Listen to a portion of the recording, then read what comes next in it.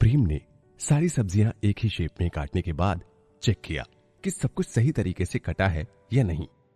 कहीं भी कोई गलती तो नहीं हो गई, क्योंकि आज उसके पास गलती की कोई गुंजाइश नहीं थी। उसने सभी सब्जियों को और ध्यान लगाकर देखा और उसे देखकर वो काफी इमोशनल हो गया। मैं बस इतना ही अच्छा कर सकता हूं क्या? मेरे दिमाग में तो सब कुछ क्रिस्टल क्लियर था कि क्या करना है, कैसे करना है, फिर भी मुझसे इतना अच्छा नहीं हुआ। लोग शायद सही तरीके से सब्जी काटना सीखने के लिए ही सालों लगा देते हैं, तब जाकर के वो एक परफेक्ट चॉपर बनते हैं। उसने उन सभी बुरे कमेंट्स के बारे में सोचा जो उसने बाकी होटल्स के शेफ्स के बारे में दिए थे।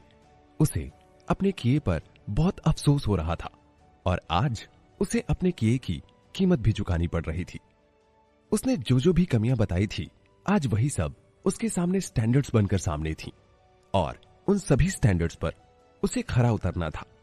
उसके सामने जो चुनौती थी, उसे देखकर उसे बाकी लोगों की याद आ रही थी कि उसने इतने सारे लोगों की बुराई करके अच्छा नहीं किया। उसने कितने ही होटल्स को अपने बुरे रिव्यूज से बंद करवा दिया और आज उसे भी यही सब देखना पड़ रहा है। उसे खुद उन सभी कमियों का सामना करना पड़ रहा है जो वो दूसरों में निकालता था। आज उसके सामने वही सारी प्रॉब्लम्स थी जो किसी शेफ के सामने होती होंगी। सिस्टम, अगर मैं इसी स्पीड से सब्जियां काटता रहा ना, तो बस मुझे इसी में हफ्तों लग जाने हैं। मैं ये सब कुछ 3 दिन में कैसे करूंगा? मुझे कुछ भी समझ में नहीं आ रहा है। प्रेम का दिमाग अब पूरी तरह से काम करना बंद कर चुका था। इस सपनों की दुनिया में जहां तुम्हारा टेस्ट हो रहा है, यहां 365:1 के रेशो से दिन चलते हैं। जो तुम्हारी असली दुनिया में 1 साल होगा, वो इस सपने का 1 दिन होगा। यहां तुम्हारे इंग्रेडिएंट्स कभी खत्म नहीं होंगे। तुम जितना चाहे यूज कर सकते हो।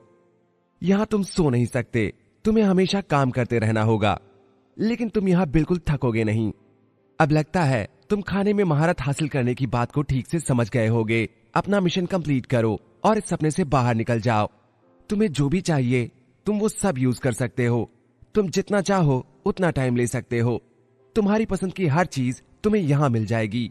तुम्हारे दिमाग में जो भी चीजें हैं वो सब तुम यहां मांग सकते हो। चुटकी बजाते ही सारे प्रोडक्ट्स तुम्हारे सामने होंगे। सिस्टम ने जवाब दिया। प्रेम अचानक से चौंक गया। इस सपने में टाइम भी अलग तरीके से चलता है, क्योंकि अब यहां एक अच्छा किचन है और थकान का कोई सवाल ही नहीं है। तो कुकिंग सीखने में अब कौन सी दिक्कत? बस मुझे लगातार खाना बनाना है। अब चाहे कितना भी टाइम क्यों ना लग जाए, मुझे कैसे भी करके कबाब बनाना सीखना होगा। तभी उसे ध्यान आया कि उसे रिया को सुबह उठने पर प्यार भरा नाश्ता खिलाना है। उसने उसे ये प्रॉमिस किया था कि वो उसे सुबह से कुछ अच्छा खाने को देगा। अब प्रेम के दिमाग से रेस्ट करने की बात निकल चुकी थी। उसने कैलेंडर की तरफ देखा और सब्जियों को काटना शुरू किया। वो धीरे धीरे अपने काम में मन लगा रहा था। उसके पास आज से कुल 4 महीने हैं जब असली दुनिया में रात खत्म होगी, लेकिन उसे यहां सोने की जरूरत नहीं है और उसे थकान भी नहीं होगी। तो जैसे नॉर्मल दुनिया में 8 घंटे काम करने के समय को गिना जाए, तो उसके पास पूरा 1 साल था जब असली दुनिया में सुबह होगी। अब वो सोचने लगा कि इतने में तो शाही कबाब बनाना बाएं हाथ का खेल हो जाएगा और अब तो वो कैसे भी सीख ही जाएगा, क्योंकि शाही कबाब का सारा एक्सपीरियंस पहले से ही उसके दिमाग में था। बस उसे लगातार कोशिश करते रहना था। इतने दिनों के होने से वो कभी ना कभी तो कबाब बनाना सीख ही जाएगा। प्रेम ने दिमाग से टाइम की लिमिट को निकाल दिया और सब्जियां काटना शुरू की। पहले वो काफी मोटी मोटी सब्जियां काट रहा था, फिर धीरे धीरे उसने मीडियम शेप की सब्जियां काटी और उसके बाद वो धीरे धीरे बारीक सब्जियां काटना भी सीखने लगा था। उसने धीरे धीरे इजी से डिफिकल्ट सब्जियों की तरफ बढ़ना शुरू किया। अब वो अपने एक्सपीरियंस के साथ सब्जियों को मैच कर रहा था कि सब कुछ सही तरीके से कट रहा है या नहीं। अब उसे सब्जियां छीलने में भी कोई प्रॉब्लम नहीं हो रही थी।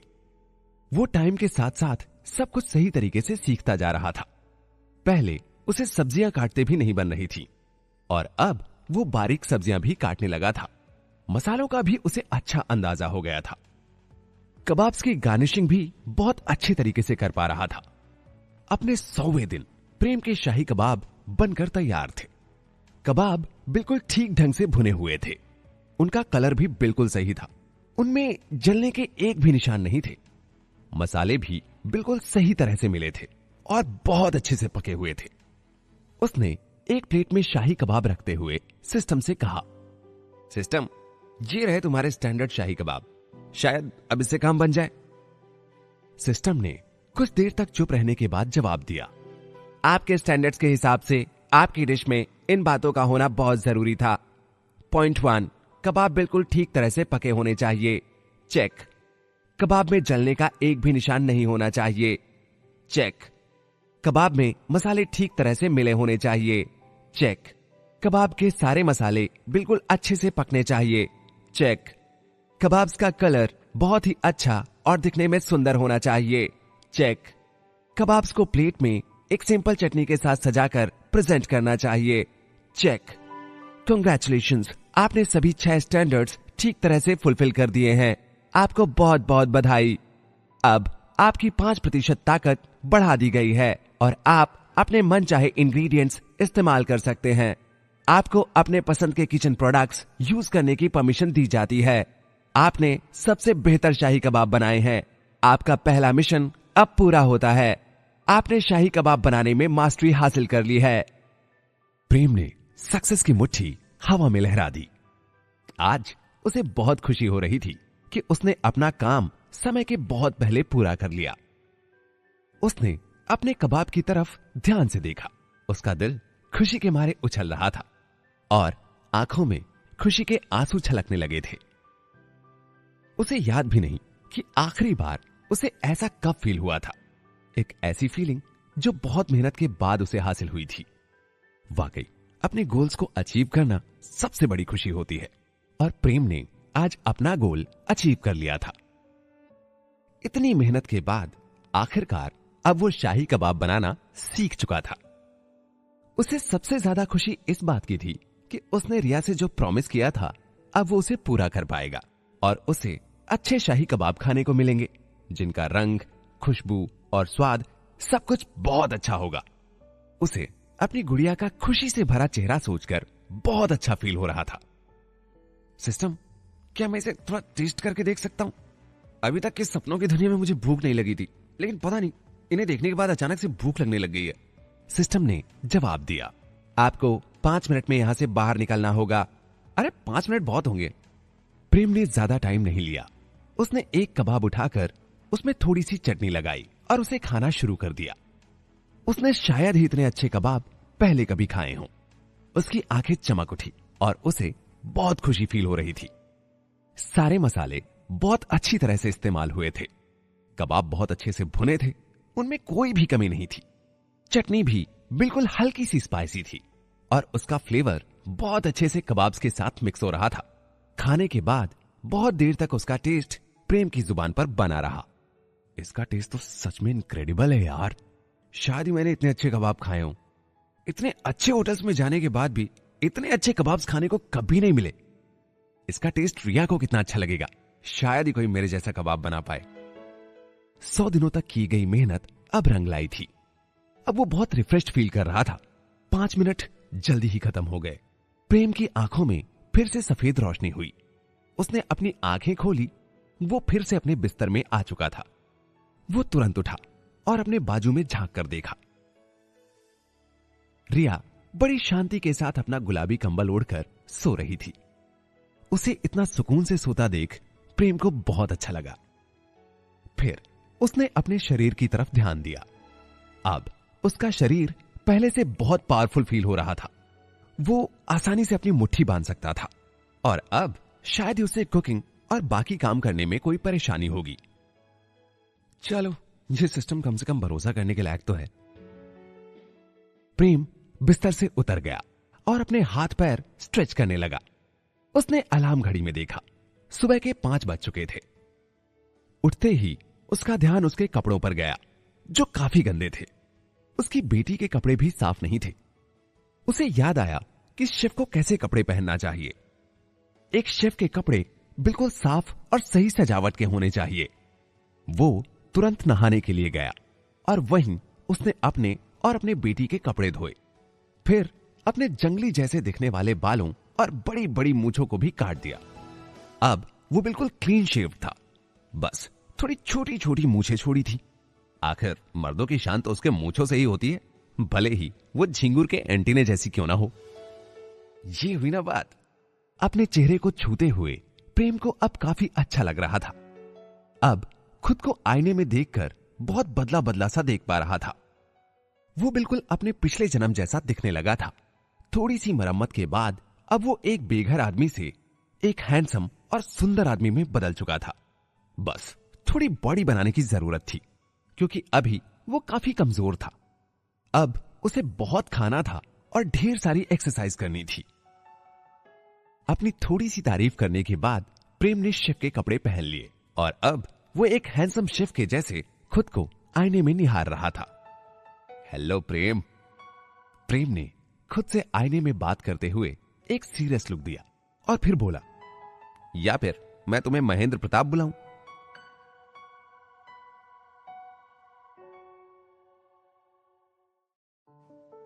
प्रेम ने बाथरूम अच्छे से साफ कर दिया और बाहर आकर रिया की तरफ देखा। वो अभी भी अपनी प्यारी सी नींद में सो रही थी। प्रेम ने रिया के सारे धुले हुए कपड़े उसके बगल में रख दिए, उसके सफेद जूते भी वहीं रख दिए। प्रेम रिया को इन कपड़ों में सोचकर अंदर ही अंदर बहुत खुश हो रहा था और वो स्माइल कर रहा था। वो ये सोच रहा था कि इन कपड़ों में उसकी नन्ही सी गुड़िया कितनी प्यारी लगेगी। वो धीरे धीरे बिना रिया को डिस्टर्ब करे सीढ़ियों से नीचे उतरने लगा और दरवाजे को बंद कर दिया। प्रेम अभी अपने किचन से उतना फैमिलियर नहीं था। आखिरी बार जब उसने अपना किचन देखा था तब उसमें कोई सामान नहीं था, लेकिन अब उसमें वो सभी सामान थे जो कुछ भी शाही कबाब बनाने में यूज होता है। उसने फ्रिज खोला तो उसमें सभी सब्जियां और बाकी सामान रखा हुआ था। फ्रिज इतनी सब्जियों के साथ काफी हरा भरा लग रहा था। फ्रिज के साइड में पानी के कैंपर रखे हुए थे।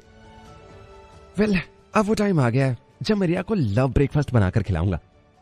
प्रेम ने हाथ धोते हुए सब्जियां बाहर निकाली। कुछ ही टाइम में रिया की नींद भी खुल गई और उसे आसपास कहीं पापा नहीं दिखे। उसने अपनी बड़ी बड़ी आंखें खोली और उठकर बैठ गई। तभी अचानक उसकी नजर उस कमरे पर पड़ी जो पहले बिल्कुल ऐसा नहीं दिखता था। वो थोड़ी देर तक शॉक में थी। फिर उसे याद आया कि ये नया घर है जिसके बारे में उसके पापा उसे कल रात में बता रहे थे, लेकिन वो इतनी नींद में थी कि उसे कुछ भी ठीक से याद नहीं। पापा बिस्तर पर नहीं दिख रहे, आखिर इतनी सुबह सुबह कहां चले गए? रिया ने अपने मन में कहा। अब उसे थोड़ी सी चिंता होने लगी और वो अपने पलंग की सीढ़ियों के सहारे नीचे उतर आई। वो जैसे ही नीचे उतरी, उसकी नजर अपने बेड के साइड में रखे कपड़ों पर गई। उसने वो कपड़े उठाए और उठाकर अपने गालों पर रब करने लगी। ये तो बहुत सॉफ्ट और स्मूथ है। पापा ने ये ड्रेस मेरे लिए रेडी की होगी। ये कितनी सुंदर है, मुझे बहुत अच्छी लगी। मैं इसे पहनकर कितनी प्रिटी लगूंगी। अरे, इसके साथ तो सफेद जूते भी हैं। प्रेम को अभी तक नहीं पता था कि उसकी लिटिल प्रिंसेस सोकर उठ गई है। उसने कुछ सब्जियां कुकर में हल्की सी नरम होने के लिए रख दी। कुकर बहुत ही अच्छा था। उसकी सब्जियां थोड़ी ही देर में पककर तैयार हो गई थी। उसने जैसे ही कुकर का ढक्कन ओपन किया तो उसमें से सब्जियों की बहुत अच्छी खुशबू आ रही थी। उसने कुछ सब्जियां तलकर भी तैयार कर ली थी और जो सब्जी सीधे काटकर डाली जा सकती थी उसे साइड में रख लिया था। इन सब्जियों की खुशबू कितनी सही है यार, मैं तो इन्हें ऐसे ही खा सकता हूं। अगर कबाब की जगह मुझे यही दे दो ना तो मैं तो खुशी खुशी यही खा लूंगा। जब सब्जियों से ही काम चल जाए तो कबाब क्यों बनाना? खैर, बनाना तो पड़ेगा ही। प्रेम ने सभी जरूरी इंग्रेडिएंट्स एक साथ निकालकर रख लिए। उसने जैसे ही चाकू हाथ में उठाया, उसके चेहरे पर एक सीरियस फील आई। उसने कल रात वाले सपने में यही सीखा था कि कुकिंग में डिवोशन की बहुत जरूरत होती है और ये एक ऐसा एटीट्यूड है जो कि हर शेफ में होना चाहिए।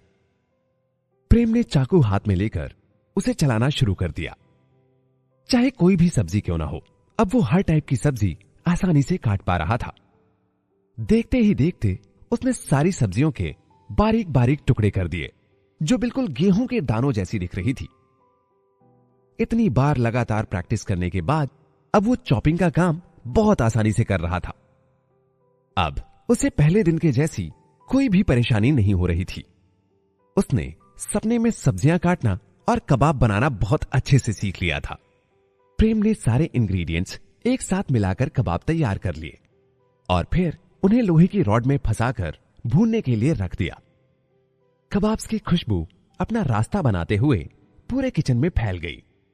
उसके बाद वो सीढ़ियों से होते हुए बेडरूम तक पहुंची, जिसका दरवाजा खुला हुआ था। अपने बेड पर बैठी रिया बहुत खुश हो रही थी। उसने अपनी ड्रेस पहन ली थी। उसने इसके पहले कभी इतनी अच्छी ड्रेस नहीं पहनी थी। ये ड्रेस बहुत कंफर्टेबल थी। कपड़े पहनने के बाद उसने खुद को छूकर देखा। उसे ऐसा लगा जैसे उसने बादल हाथ में पकड़ लिए हों। उसकी ये ड्रेस छूने में बहुत ही फ्लफी और सॉफ्ट थी। तभी शाही कबाब से आने वाली खुशबू रिया की नाक में लगी। उसकी आंखें, जो अभी अभी उठने के कारण ठीक से खुली भी नहीं थी, वो अचानक से चमक उठी। उसने गहरी सांस ली और कहा, ये कितनी अच्छी खुशबू है, लगता है पापा कुछ बहुत डिलीशियस बना रहे हैं। उसने अपने मोजे पहनने में ज्यादा टाइम वेस्ट नहीं किया क्योंकि वो बहुत लंबे थे। वो तुरंत बेड से उतरी और उसने अपने सफेद जूते पहनकर अपने छोटे छोटे कदमों से नीचे की तरफ दौड़ पड़ी। जैसे ही रिया ने दरवाजा खोला, खुशबू और भी बढ़ गई और खाने की स्मेल के साथ ही उसकी भूख भी बढ़ गई। उसके पेट से आवाजें आने लगी और मुंह में पानी भी आ गया। उसे पहले कभी खाने की ऐसी खुशबू का एक्सपीरियंस नहीं था। यहां तक कि उसके घर के पास वाले रेस्टोरेंट, जो कि सबसे अच्छे रेस्टोरेंट्स में से एक था, उसकी खुशबू भी इस खुशबू के आगे फीकी थी। नीचे उतरते टाइम अब उसके कदम और भी हल्के हो गए थे। उसका मन कर रहा था कि वो उड़कर किचन तक पहुंच जाए और ये देख सके कि उसके पापा आखिर बना क्या रहे हैं। वो दौड़कर किचन के पास गई और जल्दी से बोली, पापा आप ऐसा क्या बना रहे हैं जिसकी खुशबू इतनी अच्छी है। इसके पहले कि वो अपना सेंटेंस पूरा कर पाती, उसने प्रेम को ब्लैक एंड व्हाइट शेफ वाली ड्रेस में देखा। साथ ही उसने ये भी नोटिस किया कि उसके पापा के लंबे कर्ली बाल और बड़ी बड़ी मूछें कट चुकी हैं। उसका मुंह खुला का खुला रह गया था। उसे अपनी आंखों पे भरोसा ही नहीं हो रहा था। क्या ये सचमुच मेरे पापा ही है? प्रेम ने उसकी हल्की सी आवाज सुनी और पीछे मुड़कर कहा, अरे मेरा बच्चा उठ गया। उसकी छोटी प्रिंसेस उठकर और अपनी ड्रेस पहनकर तैयार हो चुकी थी और उसने अपने तितली लगे सफेद जूते भी पहन लिए थे। एक अच्छी नींद लेने के बाद अब वो टायर्ड नहीं लग रही थी और अब उसके चेहरे पर भी ग्लो था। प्रेम अपनी बेटी के इस चेहरे को देखकर खुश हो रहा था। वो आज बहुत ही क्यूट लग रही थी। ऐसा लग रहा था मानो वो अपने पापा का नया लुक देखकर बहुत खुश थी। प्रेम ने स्माइल करते हुए कहा, बस एक ही रात की नींद में तुम अपने पापा को भी नहीं पहचान पा रही हो। रिया ने अपनी आंखें ब्लिंक की और खुशी से उछलकर बोली, अरे आप तो सचमुच पापा ही हो। उसके पापा के लंबे बाल अब छोटे हो गए थे और उनकी बड़ी बड़ी मूछें भी कट चुकी थीं। उसके पापा के कपड़े पहले से ज्यादा साफ और सुंदर थे और अब उनके चेहरे पर पहले से अच्छी स्माइल थी। सबसे जरूरी बात, वो पहले से ज्यादा पावरफुल लग रहे थे और बिल्कुल सीधे खड़े थे, जैसे कोई बड़ा सा पेड़ हो। वो पहले से काफी लंबे दिख रहे थे। पापा, ऐसा नहीं लगता कि आपकी हाइट थोड़ी सी ज्यादा बढ़ गई? आप बहुत लंबे लग रहे हो और हाँ, हैंडसम भी। रिया ने प्रेम के पास आकर कहा, मैं लंबा दिख रहा हूं? प्रेम ने नीचे देखते हुए कहा, शायद इसलिए मैं पहले से बेहतर फील कर रहा हूं। आज मैंने फिटिंग के कपड़े भी पहने और ये साफ कपड़े मुझे हमेशा से हैंडसम बनाते हैं। प्रेम ने मन ही मन सोचा कि रिया को साफ और अच्छे कपड़े पहनने वाले लोग पसंद आते हैं। जल्दी ही रिया का ध्यान उस ओवन पर गया जहां कुछ पक रहा था। रिया अपने पैर के टिप्स पर खड़े होकर देखने की कोशिश कर रही थी कि आखिर ये है क्या। उसने प्रेम से पूछा, पापा आप ओवन में क्या बना रहे हैं? इसकी खुशबू तो बगल वाले रेस्टोरेंट के फूड से भी अच्छी है। अब ना मुझे भूख लग रही है। बेटा, ये है शाही कबाब और ये मैंने तुम्हारे ब्रेकफास्ट के लिए बनाए। जाओ वहां जाकर देखो, एक टूथब्रश रखा होगा। तुम जाकर ब्रश कर लो और अपना मुंह धो लो और जैसे तुम वापस आओगी तुम्हारा ब्रेकफास्ट भी रेडी हो जाएगा। ठीक है, चलो अभी जल्दी जाओ। प्रेम ने स्माइल करते हुए कहा। उसने अपनी आवाज जरा सॉफ्ट करते हुए बोलने की कोशिश की, क्योंकि उसकी पिछली लाइफ में वो बहुत ही स्ट्रिक्ट हुआ करता था। ठीक से बात भी नहीं करता था और बोलते टाइम स्माइल तो बिल्कुल नहीं होती थी। लेकिन अब वो एकदम जेंटल और काइंड पापा बनने की पूरी कोशिश कर रहा था, क्योंकि उसे रिया को एक अच्छी लाइफ जो देनी थी। रिया ने एक अच्छी बेटी के जैसा सर हिलाया और एक बार अवन में दोबारा झांकते हुए बिना मन के टूथब्रश की ओर चलने लगी। उसने आज पहली बार अपने पापा के गाइडेंस में ब्रश किया था। प्रेम ने कबाब अच्छी तरह से भून लिए थे। उसकी खुशबू अच्छी आ रही थी। उसने रॉड से कबाब निकाले और एक प्लेट पर सारे कबाब चटनी के साथ सजाकर रख दिए। रिया ने जैसे ही ब्रश किया वो प्रेम की तरफ दौड़ती हुई आई और कबाब की प्लेट की ओर देखने लगी। उसकी आंखें चमकने लगी थीं। वो कबाब देखकर बहुत खुश हुई और बोली, ये तो बहुत ही डिलीशियस लग रहा है पापा, आप सबसे अच्छे पापा हो। और फिर उसने प्रेम को गले लगा लिया। आज प्रेम को एक अचीवमेंट कंप्लीट होने जैसी फीलिंग आ रही थी। रिया प्लेट की तरफ झुकी और उसकी खुशबू लेने लगी। उसके पेट में अब चूहे कूदने लगे थे। उसने प्रेम की तरफ देखा और बोला, ये तो बहुत अच्छे बने पापा, अब जल्दी से शाही कबाब ना खाना चाहती हूं। रिया की बच्चों जैसी बातें सुनकर प्रेम बहुत खुश हुआ। वो रिया को रोकना नहीं चाहता था, लेकिन उसने एक टॉवल उठाया, पहले रिया का मुंह पोंछा और कहा, बेटा अभी नहीं, जाओ पहले अच्छे से हाथ धोकर आओ। जल्दी करो ना पापा, मुझे बहुत भूख लगी है। रिया ने प्रेम का हाथ पकड़ा और उसके साथ ही हाथ धोने गई। प्रेम को ऐसा लग रहा था जैसे वो रिया को कुछ ज्यादा ही वेट करा रहा है। रिया को हाथ धुलाने के बाद प्रेम ने कबाब की प्लेट उठाई और उसी टेबल की तरफ जाने लगा जहां वो कल बैठे थे। रिया अपनी टेबल पर बैठकर कबाब खाने का वेट कर रही थी। वो अपने हाथों में फोक लेकर बैठी थी कि जैसे ही कबाब आए और वो उसे खा सके। उसकी आंखें तभी से कबाब्स पर लगी हुई थी जब उसने उन्हें प्लेट पर देखा था। प्रेम ने प्लेट टेबल पर रख दी और रिया के बालों में हाथ फेरते हुए कहा, मेरी प्रिंसेस, ये रहे तुम्हारे शाही कबाब, चलो अब खाते हैं। कबाब अभी भी काफी गर्म थे। उनमें से हल्की हल्की स्टीम निकल रही थी। उसके मसालों और सब्जियों की स्मेल पूरे घर में फैल रही थी। उन मसालों की खुशबू का कोई जवाब नहीं था। रिया ने खाने के पहले एक लंबी सांस लेकर सारी खुशबू अपनी नाक में भरने की कोशिश की। उसे देखकर ऐसा लग रहा था जैसे वो खुशबू लेकर ही अपना पेट भरना चाहती है या फिर अपनी नाक से ही सारे कबाब खा लेना चाहती है। आज उसके चेहरे पर अलग तरह की खुशी थी। कबाब बहुत अच्छे और गोल्डन कलर में पके हुए थे। उनमें सिर्फ गोल्डन कलर ही नहीं बल्कि सभी सब्जियों के अलग अलग कलर जैसे हरा, पीला, गुलाबी और सब थोड़ा थोड़ा दिख रहा था। इतने सारे कलर्स देखकर रिया को लग रहा था जैसे रेनबो प्लेट में सजाकर उसके सामने रख दिया गया हो। रिया के पेट में चूहे अब और तेज दौड़ने लगे थे। उसने प्रेम से कहा, पापा क्या आपने रेनबो से ये कबाब बनाए? प्रेम को अचानक समझ नहीं आया कि रिया बोल क्या रही है। फिर उसने अपने कबाब की तरफ ध्यान से देखा। उसमें बहुत सारे कलर दिख रहे थे। वो सच में ऐसे लग रहे थे जैसे रेनबो को प्लेट में सजाकर रखा हो। प्रेम रिया के सामने वाली कुर्सी पे बैठकर सोचने लगा, बच्चों की नादानियां शायद इस दुनिया में सबसे अच्छी और सबसे सुंदर चीज होती है, और ये बच्चों की मासूमियत ना इनकी बातों में दिख जाती है। इसीलिए तो कहते हैं कि बच्चों की बातें सुनने से ज्यादा हैप्पी फीलिंग और कुछ नहीं हो सकती। प्रेम अपने ख्यालों की दुनिया से बाहर आया और उसने रिया से कहा, हाँ जी बेटा, ये खास तुम्हारे लिए मैंने रेनबो कबाब बनाए, अब चलो खाकर देखो और बताओ कैसे बने। नहीं पापा, पहले आप खाओ, मैं उसके बाद खाऊंगी। रिया ने एक फोक में कबाब लगाकर प्रेम की तरफ आगे बढ़ाया। बेटा पहले आप खाओ, पापा को भी भूख नहीं लगी है, मैं भी थोड़ी देर में कुछ और कबाब बनाकर खा लूंगा। प्रेम ने रिया के बालों में हाथ फेरते हुए कहा, नहीं पापा, आप मुझसे पहले उठ गए थे, फिर मेरे लिए इतना सब कुछ बनाया, आपको अब तक बहुत भूख लगी होगी। आप कितनी देर से काम कर रहे हैं, पहले आप ही को खाना होगा, नहीं तो मैं भी नहीं खाऊंगी। रिया ने फोक प्रेम की तरफ बढ़ाते हुए कहा। वो ठीक से फोक नहीं पकड़ पा रही थी क्योंकि वो अभी सोकर उठी थी, लेकिन उसका फोक पीछे करने का कोई प्लान नहीं था। आज वो प्रेम को पहले ही खिलाएगी और उसके बाद ही खुद खाएगी। उसने पूरा मन बना लिया था कि आज उसे अपने पापा को खिलाना है। अच्छा ठीक है, तुम इतना कहती हो तो मैं एक कबाब खा लेता हूं, प्रेम ने एक कबाब खाते हुए कहा।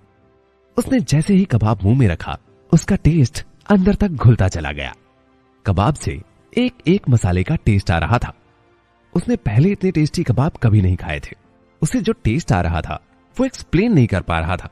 अपने स्टैंडर्ड्स के हिसाब से बनाए कबाब इतने अच्छे बन सकते हैं, ऐसा प्रेम ने सोचा नहीं था। वो अपने बनाए गए कबाब्स की अपनी पिछली जिंदगी के जैसे अगर बुरे रिव्यूज भी देना चाहता तो उसके पास बुराई करने के लिए कोई शब्द नहीं थे। उसे अपनी मेहनत पूरी होती दिख रही थी। कबाब बहुत टेस्टी बने थे। उसकी बेटी के पेट में अब तक चूहे कूद रहे थे, लेकिन फिर भी उसने पहले अपने पापा को ही खिलाया। बहुत अच्छा लगता है ना जब आपकी कोई इतनी केयर करता है। ठीक है, तो अब मैं भी खाना शुरू करती हूं। रिया ने फोक से एक और कबाब लिया। मुझे सॉरी करना रेनबो, लेकिन अब मैं तुम्हें खाने वाली हूं। प्रेम धीरे धीरे स्माइल कर रहा था। उसे अपनी बेटी की इनोसेंस देखकर बहुत अच्छा लग रहा था। रिया वाकई में कितनी इनोसेंट है। इसकी नादानियां इसकी बातों से साफ साफ झलकती हैं। भला कोई रेनबो कैसे खा सकता है? लेकिन अब देखो, ये रेनबो खाएगी। प्रेम ने अपनी चिन को अपने हाथ पर टिकाया और थोड़ी सी नर्वसनेस और प्यार के साथ रिया को देखता रहा। उसे समझ आ रहा था कि भले ही उसके कबाब बहुत डिलीशियस बने हों, लेकिन वो इस दुनिया के क्विजीन में नहीं आते। ये उसकी पिछली जिंदगी के क्विजीन्स हैं और इसीलिए वो थोड़ा सा डरा हुआ था कि रिया को इनका टेस्ट न जाने कैसा लगता है।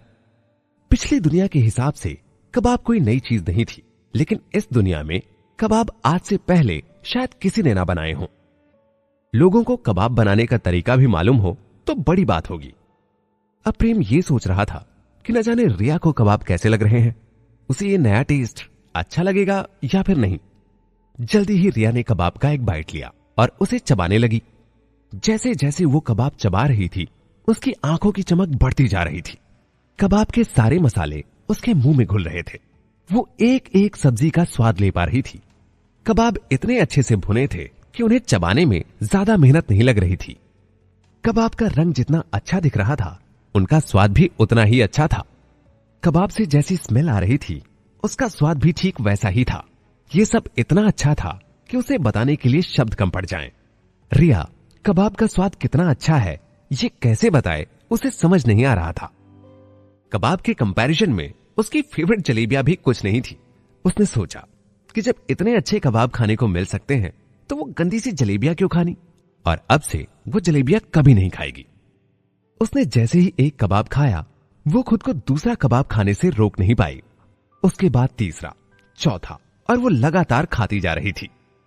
उसने खुद को खाते टाइम इतना खुश पहले कभी नहीं फील किया था, और इतना अच्छा स्वाद उसने शायद ही कभी टेस्ट किया हो।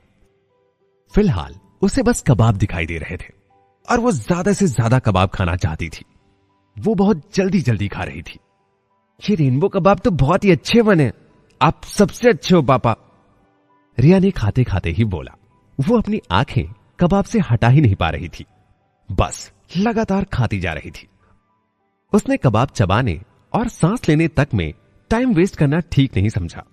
वो तब तक नहीं रुकना चाहती थी जब तक वो सारे कबाब खा ना ले। बेटा धीरे धीरे खाओ, आराम से। प्रेम खड़ा हुआ और एक ग्लास में पानी भरकर ले आया। उसने ग्लास रिया के साइड में रखा। उसे अपनी बेटी को इतना प्यार से खाते हुए देखकर बहुत खुशी मिल रही थी। उसने शाही कबाब बनाने में जो भी मेहनत की थी, रिया का रिएक्शन उस हार्डवर्क के सक्सेस होने का प्रूफ था। उस सपने में की गई सारी मेहनत अब बहुत अच्छी लग रही थी। सपने में जो टेस्ट फील्ड आया था, उसी के कारण ही प्रेम पूरी तैयारी के साथ शाही कबाब बना पाया था। वो अपनी बेटी को देखकर लगातार खुश हो रहा था। उसने जो भी सीखा सारा आज एक प्लेट में परोसकर सामने रख दिया था और उसकी बेटी उसे बड़े स्वाद के साथ खा रही थी। इससे अच्छा मोमेंट शायद ही कुछ हो सकता था। उसने सारे इंग्रेडिएंट्स स्टैंडर्ड्स के हिसाब से ही मिलाए थे। सारी सब्जियां बिल्कुल बारीक काटी थी, सभी मसाले बिल्कुल सही क्वांटिटी में यूज किए थे, और अपनी बेटी को इस तरह से खाते देखना उसके लिए आज के तोहफे से कम नहीं था। लगता है मुझे कुकिंग से प्यार हो जाएगा, प्रेम ने अपने मन में कहा। जितना खुश आज वो रिया को खाते देखकर हो रहा है, उतना शायद ही पहले कभी हुआ था। उसने एक बड़ा अचीवमेंट पा लिया था। रिया इतने चाव से खा रही थी कि उसे देखकर प्रेम को भी भूख लगने लगी थी।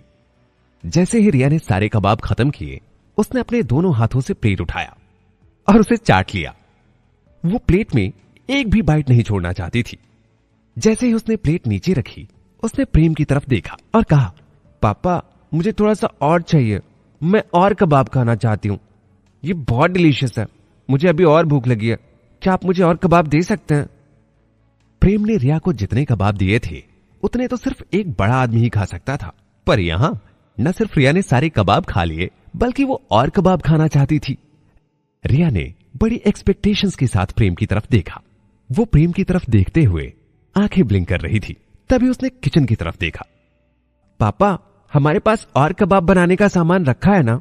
अभी तो आपने भी कुछ नहीं खाया, आपको भी तो भूख लगी होगी। अगर सामान नहीं बचा होगा तो आप क्या खाओगे? तो अगर बस एक ही इंसान के खाने लायक सामान बचाओ तो ऐसे में मैं और कबाब नहीं खाऊंगी। अरे मेरा बच्चा, हमारे पास और कबाब बनाने का सामान है, मैंने तुम्हारा एक कबाब खा लिया था, इसलिए तुम्हें भूख लग रही है। मैं अभी जाता हूं और तुम्हारे लिए ढेर सारे कबाब बना के लाता हूं, ठीक है? प्रेम ने रिया के सर पर हाथ फेरते हुए कहा। रिया हमेशा प्रेम के बारे में जरूर सोचती है। प्रेम ने अपनी यादों में झांका तो उसे याद आया कि जब रिया 3 साल की थी तभी से वो 2 प्लेट खाना खा लेती थी, और इतने दिनों के बाद कुछ इतना डिलीशियस मिलने के कारण उसको इतनी भूख लगना नॉर्मल था। लेकिन प्रेम नहीं चाहता था कि वो एकदम से इतना कुछ खाए।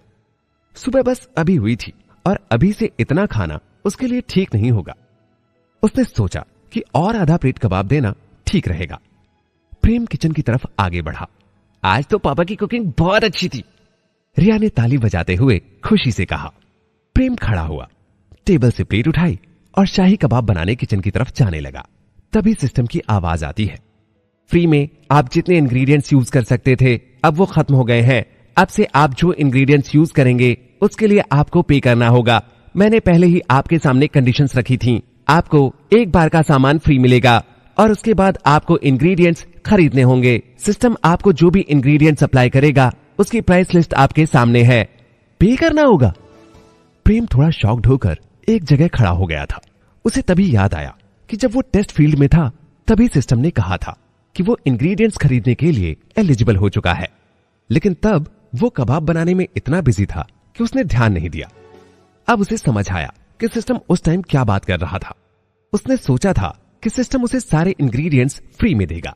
उसे ऐसा एक्सपेक्टेड नहीं था कि उसे इंग्रेडिएंट्स के लिए पे करना होगा। प्रेम ने खुद को काम डाउन किया और लिस्ट की तरफ देखा। ये क्या है सिस्टम? तुम्हें नहीं लगता कि इस लिस्ट की प्राइस में कोई प्रॉब्लम है? प्राइस में कोई भी दिक्कत नहीं है, सिस्टम ने जवाब दिया। कबाब सेकने के लिए कोयला 50 सिक्कों से आएगा, ये तो ठीक है, लेकिन मटर के एक दाने के लिए 1 सिक्का? ये मेरी समझ से बाहर है, मजाक कर रहे हो क्या? लिस्ट में लिखा था कबाब बनाने के इंग्रेडिएंट्स। कोयला 50 सिक्के पर किलो, 2 किलो की जरूरत थी, 1 मटर 1 सिक्का, 50 की जरूरत थी, प्याज 1 सिक्का, 1 प्याज की जरूरत थी, चावल का आटा 30 सिक्के पर किलो, 1 किलो की जरूरत थी, गाजर 30 सिक्के पर किलो, गाजर भी 1 किलो चाहिए थी, तेल 60 सिक्के पर लीटर, 1 लीटर तेल की भी जरूरत थी, मसाले 25 सिक्के पर डब्बा, 1 डिब्बे मसाले की जरूरत थी। सो कुल सिक्के हुए 296। क्या मजाक है ये? एक प्लेट शाही कबाब बनाने के इंग्रेडिएंट्स की इतनी कीमत, 296 सिक्के। इसमें तो 296 जलेबियां आ सकती हैं। तुमने तो मुझे स्पीचलेस कर दिया सिस्टम। मैं इतने महंगे सामान के साथ बिजनेस कैसे करूंगा? सामान की कीमत तो नॉर्मल से बहुत ज्यादा है।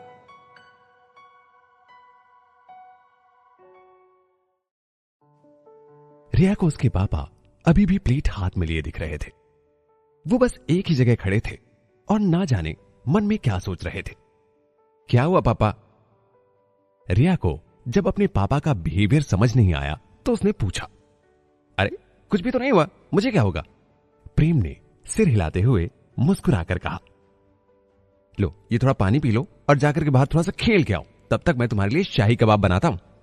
उसने रिया को पानी का ग्लास पकड़ाया और जल्दी से किचन की तरफ चल पड़ा। कितना अच्छा क्रिस्टल ग्लास है। रिया हाथ में ग्लास लेकर टेबल पर टिक गई। वो बार बार ग्लास को लेफ्ट और राइट घुमाकर देखती जा रही थी, लेकिन उसमें पानी नहीं पी रही थी। जैसे ही प्रेम किचन में एंटर हुआ, सिस्टम की आवाज दोबारा सुनाई दी। ये सभी इंग्रेडिएंट्स सिस्टम के फार्म से ही सीधा आए हैं। इनकी प्राइस ठीक उतनी ही है जितनी फार्म में थी, फिर भी कोई ट्रांसपोर्टेशन चार्जेस नहीं लिए गए हैं। तुम इनकी क्वालिटी पर बिलीव कर सकते हो। ये सभी इंग्रेडिएंट्स बहुत ही रीजनेबल हैं। रीजनेबल है, फिर ये कैसे हो सकता है कि एक मटर एक सिक्के में आए? प्रेम ने अपने होठ दबाते हुए कहा। अगर आज उसे सिस्टम को निराश करने पर मिलने वाले पनिशमेंट का डर न होता तो वो अपने बुराई करने वाले वे में उसे बहुत कुछ उल्टा सीधा सुनाता। उसे सिस्टम बहुत ही नॉनसेंस लग रहा था। इस राज्य का मॉनेटरी सिस्टम काफी सालों पहले अपडेट हुआ था। लड़ाई के समय यहां की इकोनॉमिक कंडीशन अच्छी नहीं थी। जैसे ही राज्यों के बीच ट्रीटी साइन हुई, यहां की इकोनॉमी ने भी डेवलप करना शुरू कर दिया था। दूसरे बड़े राज्यों ने जो सिक्के चलाए वो ही सबसे कीमती हैं। कई परेशानियों के बाद यहां की करेंसी इतना उठ पाई है। इतनी ज्यादा राइवलरी और कंपटीशन के बाद अब दूसरे राज्य वालों के सिक्कों को ही इंपॉर्टेंस दी जाती है। यह सब इसलिए हुआ क्योंकि उनकी सप्लाई ज्यादा है, रीजनेबल एक्सचेंज रेट है, स्टेबिलिटी ज्यादा है, पूरी जगहों पर पॉपुलर है और उन्हीं का राज है। सबसे कम प्राइस के जो सिक्के हैं वो इसी गांव के हैं। यहां सबसे ज्यादा कॉपर के सिक्के चलते हैं, जिनकी प्राइस दूसरे राज्यों में कौड़ियों के बराबर है। 10 कॉपर के सिक्कों से एक चांदी का सिक्का आता है, 10 चांदी के सिक्कों से एक सोने का सिक्का आता है और 10 सोने के सिक्कों से एक प्लैटिनम का सिक्का आता है। अगर प्रेम अपनी पुरानी जिंदगी में होता तो 296 कौड़ियों में ही शाही कबाब खा लेता, जो उसके लिए कोई ज्यादा प्राइस नहीं थी। लेकिन यहां वो एक रेस्टोरेंट का ओनर है और यहां उसे 296 कॉपर के सिक्के देकर वही कबाब मिल रहे हैं। अगर वो सोचे भी कि 500 सिक्कों में शाही कबाब बेचे तो यहां रहने वाली स्पीशीज उसके टुकड़े टुकड़े कर देंगी, क्योंकि यहां के लोग वैसे ही जंगली हैं और इतना महंगा खाना यहां कोई नहीं खरीदेगा। हरे मटर यहां जंगल के उस पार्ट में पाए जाते हैं जहां एक भी इंसान नहीं रहता। वहां बस दानवों का राज चलता है। उनके पास वहां दिन के 16 घंटे धूप आती है, इसलिए वहां मटर अच्छे उगते हैं। एक मटर के दाने से 100 मटर के पौधे उगते हैं, लेकिन उनमें से बस 10 ही ऐसे होते हैं जो खाने लायक हों। इसीलिए वही 10 मटर बेचे जाते हैं जिनमें न्यूट्रिशन और टेस्ट दोनों होते हैं। कोयला दूसरे राज्य में एक पहाड़ की माइन से निकलता है। वहां किसी को जाने की परमिशन नहीं है, वहां बस उसी राज्य के वर्कर जाते हैं। ये कोयला जलने में सबसे अच्छा होता है और इस पर खाना अच्छे से बन जाता है।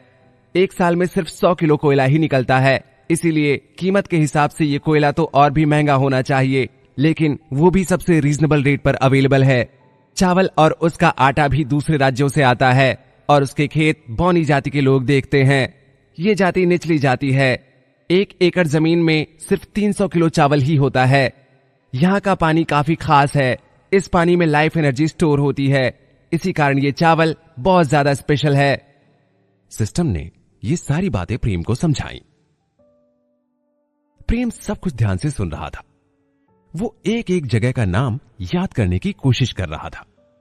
वो अलग अलग तरह से खेती करने के तरीके भी सुन रहा था। सिस्टम ने उसे जो भी बातें बताई वो बहुत ही सरप्राइज करने वाली थी और इसीलिए उसका मुंह खुला का खुला रह गया। हरे मटर की खेती दानवों के एरिया में होती है, यहां जाना किसी के बस की बात नहीं, जिंदा लौटना तो दूर की बात। कोयला भी इतनी दूर पहाड़ियों की माइंस में होता है, वहां कोई जाए तो उसका दम ही घुट जाए। यहां तक कि जानवर भी नहीं लौट पाते। ये तो पृथ्वी के बरमूडा ट्रायंगल जैसा ही कुछ है और ये सिस्टम ये कहता है कि वहां से कोयला लाता है। चावल का देखें तो वो बौनों की जाति संभालती है और सिस्टम खुद जाकर के वहां खेती तो करता नहीं है, क्योंकि कई बौनों के लिए तो अभी भी खतरे से खाली नहीं है। पानी का लेवल कभी कभी गहराई में जाकर बढ़ जाता है, जिससे उनकी मौत हो जाती है। प्रेम ने मन ही मन में सोचा। सिस्टम ने आगे बताते हुए कहा, अगर प्याज की बात करें तो वो भी एक ऐसी जगह होती है जो हमारे राज्य की सीमा में नहीं है, इसीलिए हमें उसे भी दूसरे राज्यों से मंगाना पड़ता है। तेल भी हमारे यहां नहीं बनता, उसकी सारी प्रोसेसिंग और खेती दूसरे राज्यों में होती है। वहां से सामान लाना भी मुश्किल हो जाता है। गाजर भी दूसरी स्पीशीज उगाती हैं जो यहां से बहुत दूर एक छोटे से गांव में रहते हैं। इन सभी सब्जियों का टेस्ट नॉर्मल सब्जियों से काफी अच्छा होता है, इसीलिए सबसे बेस्ट ही लाना मेरा काम है। मैं अपने इंग्रेडिएंट से कॉम्प्रोमाइज नहीं कर सकता। मेरी कोशिश रहती है कि बेस्ट से भी बेस्ट प्रोवाइड कर सकूं, इसीलिए इनके प्राइस भी नॉर्मल से हाई लगते हैं, लेकिन क्वालिटी के हिसाब से वो प्राइस बहुत ही कम है। सिस्टम की बात सुनकर प्रेम गहरी सोच में पड़ जाता है। वो अब महेंद्र प्रताप के बारे में भी अच्छे से जान चुका था। महेंद्र प्रताप एक बड़े राज्य का सिपाही था और उसने काफी रिस्पेक्ट भी कमाई थी। उसे महेंद्र प्रताप की मेमोरीज से इतना तो पता चल गया था कि कौन सा एरिया कैसा है और वहां क्या क्या उगाया जाता है। प्रेम अपनी पिछली जिंदगी में अपने बिजनेस को कभी बढ़ा नहीं पाया। उसे इन सब में इतना इंटरेस्ट नहीं था, लेकिन उसे ये बात पता थी कि बिजनेस बड़ा करना कोई आसान बात नहीं है। उसे ये भी पता था कि कैसे कोई चीज महंगी हो जाती है जब उसकी डिमांड अचानक से बढ़ जाती है। पर किसी प्रीशियस चीज को उगाने में काफी मेहनत की भी जरूरत होती है। सिस्टम, तुम्हें नहीं लगता कोयले की कीमत 50 सिक्के बहुत ज्यादा है? नहीं, अगर कोयले की कीमत 10 गुना भी बढ़ा दी जाए तो भी उसकी प्राइस कम ही रहेगी। ये एक ऐसी चीज है जिसकी प्राइस पैसों में लगाना सही नहीं है। इसे पैसों में मत देखो। ये कोयला उन पहाड़ियों के आसपास रहने वाले लोगों को भी इसी प्राइस पर मिलता है, जबकि उसे लाने पर उसकी प्राइस बढ़ा देनी चाहिए। मैं फिर भी तुमसे उतनी ही प्राइस ले रहा हूं। उसका ट्रांसपोर्टेशन और स्टोरेज का कोई भी पैसा तुमसे नहीं लिया जा रहा। कुछ एरियाज में तो मैं इतना कुछ पहुंचा भी नहीं पाता जितना मैं तुम्हें दे रहा हूं। कुछ लोग तो बस वही खाकर जिंदा रहते हैं जो उनके राज्य में होता है, जैसे कुछ राज्यों के लोग बस लीची खाकर ही जिंदा रहते हैं। ये कोयला बस ऐसे ही यहां नहीं आता। उसको लाने के लिए बड़े बड़े हाथियों पर उसे लोड किया जाता है और फिर कई महीनों बाद वो यहां आ पाता है। ये सब तुम्हें जितना आसान लग रहा है उतना आसान नहीं है। हमारे यहाँ के भी कई वर्कर्स उन माइंस में काम करने जाते हैं। कुछ लोग इस कोयले की कीमत 1000 सिक्के देने तक को तैयार हो जाते हैं। ये क्वालिटी में बहुत अच्छा है और तुम्हें 50 सिक्के में भी महंगा लग रहा है। सिस्टम ने आगे कहा, अब बताओ, क्या अभी भी तुम्हें ऐसा लगता है कि मैं तुमसे झूठ बोल रहा हूं या मैं तुम्हें कॉस्टली इंग्रेडिएंट्स बेच रहा हूं? नहीं नहीं सिस्टम, तो बहुत काइंड हो यार। इनफैक्ट तुम आज तक के सबसे काइंड इंसान हो जिनसे मैं मिला हूं। प्रेम ने रिस्पेक्ट के साथ जवाब दिया। प्रेम ने फ्रिज में रखे इंग्रेडिएंट्स की तरफ देखा और उसके दिमाग में तभी एक आइडिया आया। उसने पूछा, सिस्टम, क्या ऐसा नहीं हो सकता कि मैं रेस्टोरेंट की जगह सामान बेचने का काम करने लगूं? उससे मैं ज्यादा पैसे कमा सकता हूं। सिस्टम ने जवाब दिया, नहीं, बिल्कुल नहीं। इंग्रेडिएंट्स बस मैं ही बेच सकता हूं और तुम्हें इंग्रेडिएंट्स बेचने की कोई भी परमिशन नहीं है। तुम्हारा अगला मिशन है कि तुम्हें 3000 सोने के सिक्कों के बराबर के इंग्रेडिएंट्स 10 दिनों में कैश खरीदने हैं। अगर तुम पास होते हो तो गिफ्ट के तौर पर तुम्हें राजमा चावल की रेसिपी बताई जाएगी और अगर फेल होते हो तो तुम्हारी पावर से 5% कम कर लिया जाएगा। प्रेम को पता था कि सिस्टम उसे इंग्रेडिएंट्स नहीं बेचने देगा, लेकिन जैसे ही सिस्टम ने नया मिशन बताया, प्रेम की शक्ल रोने जैसी हो गई। 3000 सोने के सिक्के! ये कोई टर्नओवर नहीं था, बल्कि ये इंग्रेडिएंट्स खरीदने का प्राइस था। एक प्लेट शाही कबाब बनाने के इंग्रेडिएंट्स की प्राइस 3 सोने के सिक्कों के बराबर है। अगर उसे 3000 सिक्के कमाने हैं तो उसे 1000 प्लेट्स 10 दिन में बनाकर बेचनी होंगी। अगर वो फेल हो जाता है तो उसकी पावर 5% से कम हो जाएगी और वो फिर से पहले जैसा कमजोर हो जाएगा और कुछ भी करने लायक नहीं रहेगा। सिस्टम, तुम मुझे इंटेंशनली ये सब कुछ करने को कह रहे हो ना? तुम मुझे बर्बाद करना चाहते हो क्या? प्रेम खुद को कंप्लेन करने से रोक नहीं पाया। हालांकि उसे पता था कि उसके शाही कबाब बहुत अच्छे बनेंगे, लेकिन अगर कोई रेस्टोरेंट खुला भी नहीं है और उसे 10 दिन में 1000 प्लेट्स बेचनी हो तो ये बिल्कुल इम्पॉसिबल है। इतने जल्दी और इतनी ज्यादा क्वांटिटी में सामान बेच पाना पॉसिबल नहीं है, वो भी उस रेट में जिसमें कुछ प्रॉफिट निकल सके। इस गांव में आज तक किसी ने शाही कबाब खाए भी नहीं है। उसने महेंद्र प्रताप की यादों में झांक कर देखा तो उसने भी कभी शाही कबाब नहीं खाए थे। आपका मिशन इशू हो चुका है। आपसे रिक्वेस्ट है कि इसे जल्दी से जल्दी खत्म करें, सिस्टम ने कहा। आज सिस्टम प्रेम के साथ नेगोशिएट करने के मूड में नहीं था। ठीक है, इस बात को अभी यहीं खत्म करते हैं। जब प्रेम को यह समझ आया कि सिस्टम किसी भी टाइप का कोई नेगोशिएशन नहीं करेगा तो उसने अपने चेहरे पर मुस्कान लाते हुए कहा, अभी मेरे पास थोड़े से भी पैसे नहीं है और ना ही मैंने सुबह का ब्रेकफास्ट किया है। क्या तुम मुझे कुछ इंग्रेडिएंट्स फ्री में दे सकते हो? क्योंकि मैं अगर भूख से मर गया तो अभी हमारी कुकिंग का बादशाह कंपटीशन यहीं खत्म हो जाएगी। तुम्हारी कंडीशन को देखते हुए मैं पे लेटर की पॉलिसी शुरू करता हूं। इसमें तुम्हें 3000 कॉपर के सिक्के देता हूं, जिसे तुम्हें अगले महीने की 10 तारीख को लौटाना होगा। तुम चाहो तो इंस्टॉलमेंट में भी पैसे दे सकते हो, लेकिन उसका इंटरेस्ट भी तुम्हें पे करना होगा, सिस्टम का जवाब आया।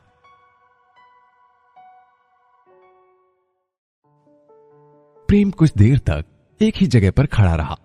फिर उसे याद आया कि ये तो उसकी पिछली दुनिया में ब्याज पर पैसे उधार लेने जैसा है। उसे अभी तक क्रेडिट वाली ये चीज ध्यान में क्यों नहीं आई, जबकि उसे ये बात पता भी थी। सिस्टम ने एक बहुत अच्छी पॉलिसी प्रेम को बताई थी। प्रेम को इस बात का कोई आइडिया भी नहीं था कि इस दुनिया में भी ऐसी सर्विसेज मिल सकती हैं।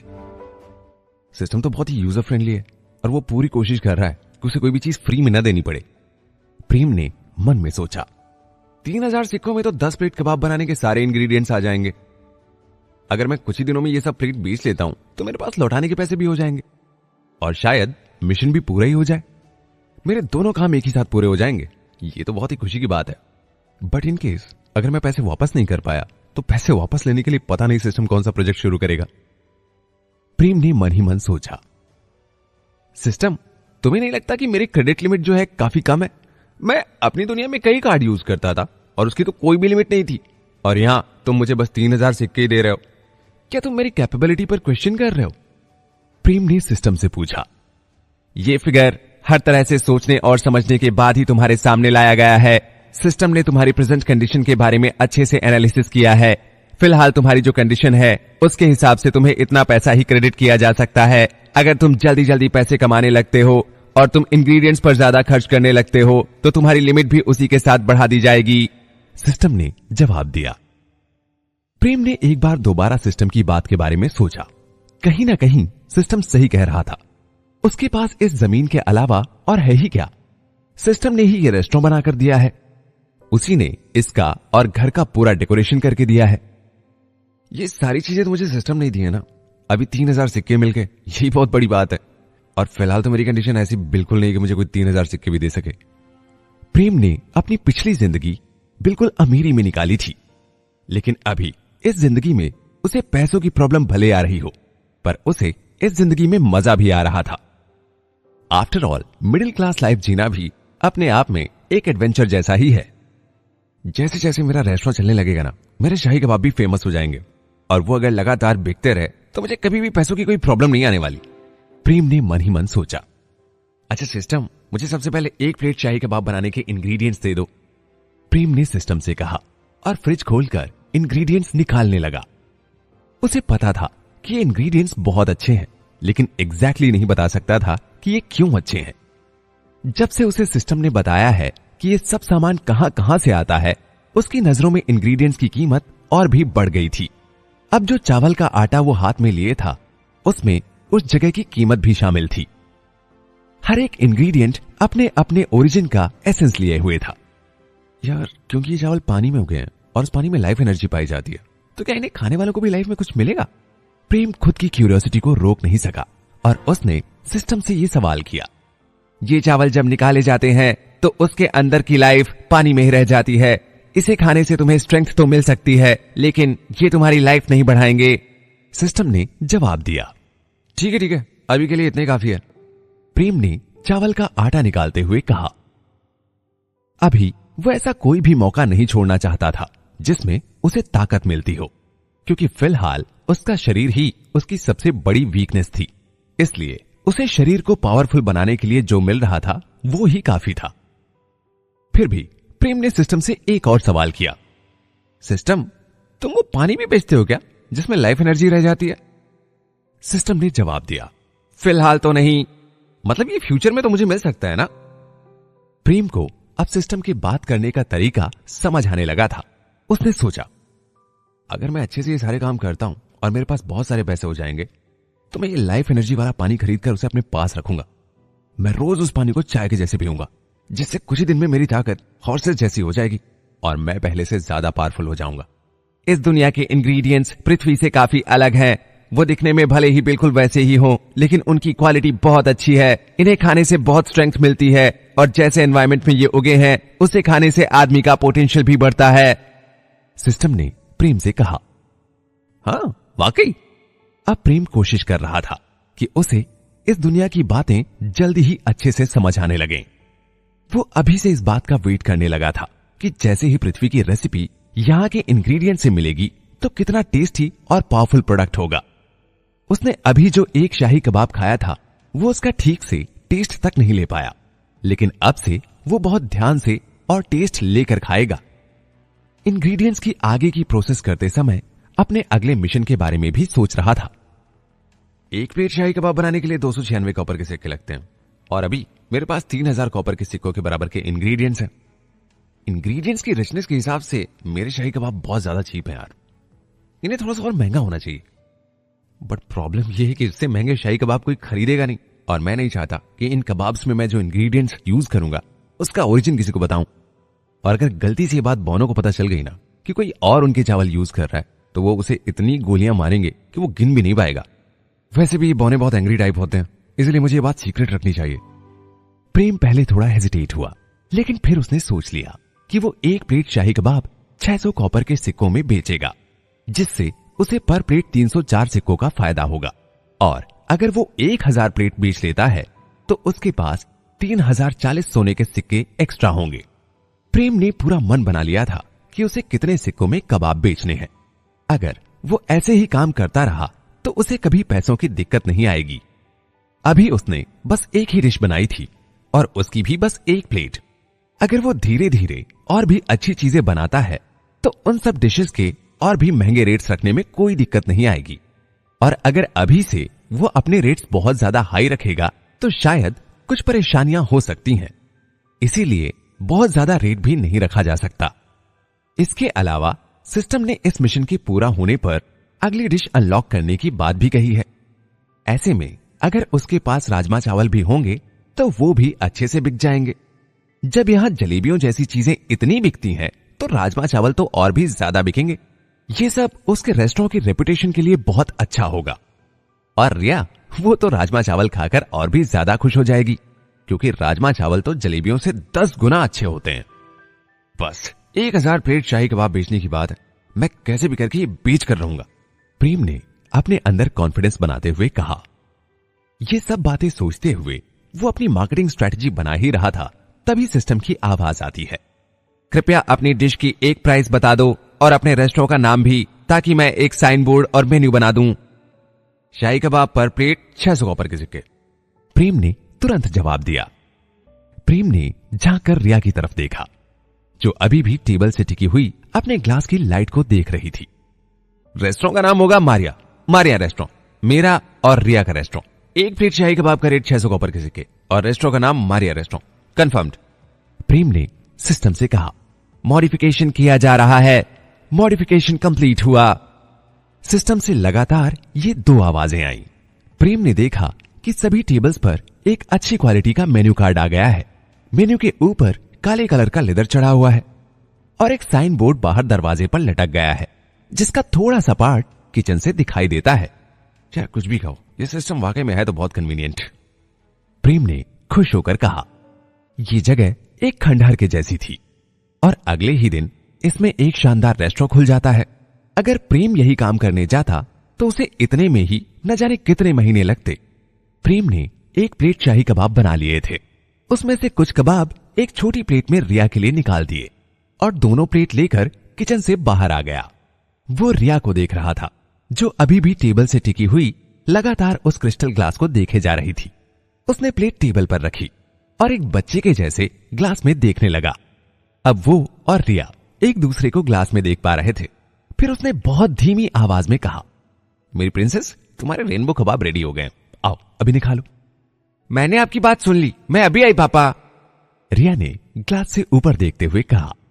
वो अपने पापा का स्माइल करता हुआ फेस देख रही थी। आज उसे अपने पापा बहुत ही जेंटल लग रहे थे, जबकि पहले उसके पापा पूरे पूरे दिन चुप रहते थे, जो उसे बिल्कुल अच्छा नहीं लगता था। लेकिन आज वो बहुत खुश थी। इधर आओ, ये लो, खाओ, प्रेम ने एक छोटा सा फोक रिया के हाथ में देते हुए कहा। रिया ने पहले अपनी प्लेट में रखे हुए कलरफुल कबाब्स को देखा, फिर प्लेट को एक हाथ से उठाकर वो उन्हें फोक से खाने लगी। प्रेम ने भी एक फोक लेकर कबाब खाना शुरू किया। कबाब के मसाले इस बार भी बहुत अच्छे से भुन गए थे। उसमें से एक एक मसाले का टेस्ट आ रहा था। कबाब की सब्जियां भी मसालों के साथ मिलकर बहुत अच्छा टेस्ट बना रही थी। ये सभी स्वाद प्रेम के मुंह में लगातार घुल रहे थे। उसे ये समझ नहीं आ रहा था कि उसे इतना अच्छा स्वाद क्यों आ रहा है। क्या इसलिए कि उसे इंग्रेडिएंट्स का ओरिजिन पता लग गया था, या इसलिए कि उसने बहुत मेहनत से सीख कर ये शाही कबाब बनाए थे। जो भी रीजन हो, लेकिन सभी चीजें बहुत अच्छे से मिलकर एक बहुत ही टेस्टी कॉम्बिनेशन बना रही थी। जैसे ही उसने कबाब खाए उसे ऐसा लगा जैसे चावल जिस लाइफ एनर्जी के पानी में उगे थे वही लाइफ एनर्जी अब उसके अंदर आ गई हो। जैसे ही प्रेम ने अपने कबाब फिनिश किए उसने फोक नीचे रख दिया। उसने धीरे धीरे बड़बड़ाते हुए कहा, मुझे अपने अंदर इतना गरम गरम क्यों लग रहा है, बट स्टिल ये बहुत कंफर्टेबल फीलिंग है। ऐसा लग रहा है जैसे एक प्लेट कबाब खाने के बाद मेरी बॉडी के सेल्स डेवलप हो रहे हो। मेरी सारी टायर्डनेस और वीकनेस कहीं गायब सी हो रही है। क्या ये शाही कबाब के इंग्रेडिएंट्स के बेनिफिट्स हैं? एक प्लेट शाही कबाब खाने के बाद प्रेम प्लेट रखकर कुर्सी पर बैठ गया। वो बैठकर अपने अंदर के डिफरेंसेस को देखना चाहता था। उसे समझ आ रहा था कि शाही कबाब के प्रीशियस इंग्रेडिएंट्स ने ही इसे इतना टेस्टी बनाया है। प्रेम अपने अंदर एक अलग एनर्जी फील कर रहा था, जैसे लाइफ एनर्जी वाले चावल ने उसके अंदर जाकर कोई मैजिक कर दिया हो। उसे अब कोई कमजोरी नहीं फील हो रही थी। सबसे अच्छा जो इफेक्ट था वो ये था कि उसकी सारी थकान धीरे धीरे जा रही थी। उसे सुबह से जो भी वीकनेस लग रही थी वो सारी खाने के बाद गायब हो रही थी। उसे बहुत फ्रेश फील हो रहा था, इतना फ्रेश जितना उसे शायद रेडबुल पीने के बाद लगता था। शाही कबाब के इंग्रेडिएंट्स इतने रिच होंगे ये उसने कभी सोचा नहीं था। उनसे इतनी एनर्जी भी मिल सकती है ये थॉट तो कभी उसके दिमाग में आया भी नहीं था। क्या ये सब कुछ चावल की वजह से हो रहा है? अगर ऐसा है तो मैं इसे दिन में 3 बार खाऊंगा, शायद मेरी स्ट्रेंथ जल्दी से रिकवर हो जाए। एंड आई थिंक ये सभी इंग्रेडिएंट्स में से चावल जितना प्रीशियस कुछ भी नहीं है, और शायद ये लाइफ एनर्जी वाले पानी की वजह से है, जिसकी वजह से चावल में इतनी एनर्जी है। प्रेम ने सोचा। सूर्या, तुम्हें रेनबो शाही कबाब खाकर कैसा लगा ये बताओ जरा मुझे। प्रेम ने अपनी बेटी रिया की तरफ देखते हुए पूछा। लेकिन रिया को कबाब खाने के बाद ऐसा कुछ समझ नहीं आया कि इसके इंग्रेडिएंट्स इतने कॉस्टली हैं। मुझे ऐसा फील हुआ जैसे शाही कबाब बहुत ही टेस्टी थे। रिया ने अपनी प्लेट नीचे रखते हुए अपने मुंह के साइड में लगे शाही कबाब के टुकड़े को चाटते हुए प्रेम की तरफ देखकर कहा। रिया को शाही कबाब बहुत पसंद आए थे, इसलिए उसने एक प्लेट शाही कबाब खाने के बाद दूसरी प्लेट कबाब भी मांगे थे। प्रेम थोड़ा सरप्राइज हुआ और फिर मुस्कुराकर सोचने लगा कि इसके जवाब में ऐसा कुछ अलग नहीं था। ये तो बहुत ही जनरल सा आंसर हुआ रिया।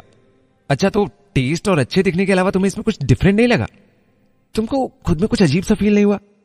मे बी शायद जो तुमने पहले कभी फील ना किया हो, लेकिन ये रेनबो कबाब खाने के बाद तुरंत अचानक से ऐसा होने लगा। तुम्हें शायद अंदर से ज्यादा ठीक लग रहा हो। तुम्हें ऐसा तो नहीं लग रहा ना कि तुम बीमार हो सकती हो? मेरी बॉडी में कुछ? रिया ने थोड़ी देर सोचा और फिर सिर हिलाया। हाँ, मतलब तुम्हारी बॉडी में कुछ हुआ है क्या? प्रेम अचानक से कुर्सी से उठा और रिया की तरफ भागा। अब उसके चेहरे पर चिंता साफ देखी जा सकती थी। मुझे ऐसा लगा जैसे मेरी बॉडी में फायर लग गई हो। ऐसा पहले भी हुआ है, लेकिन आज इतना हॉट नहीं लगा कभी। इतना पहले शायद कभी हुआ हो। मुझे अब कुछ अजीब सा लग रहा है। मेरी बॉडी के अंदर कुछ अलग सा हो रहा है। पापा, मेरी बॉडी धीरे धीरे गर्म हो रही है। मुझे अंदर से बहुत सारी हीट फील हो रही है। अब मुझे कुछ भी अच्छा नहीं लग रहा। ये क्या हो गया मुझे? रिया ने प्रेम की तरफ देखते हुए कहा। उसका चेहरा बहुत लाल दिख रहा था, लेकिन वो फिर भी बहुत काम थी। प्रेम अब थोड़ा घबरा गया था। उसे लगा था कि चावल के पानी की लाइफ एनर्जी से रिया को भी कुछ प्रॉफिट जरूर होगा, लेकिन ऐसा नहीं था। वो पहले से कुछ चेंज लग रही थी।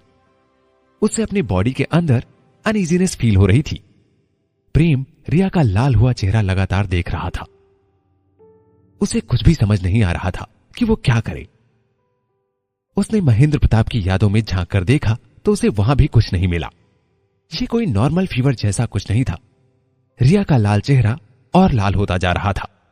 उसकी बॉडी ऐसी लग रही थी जैसे जलता हुआ लावा हो।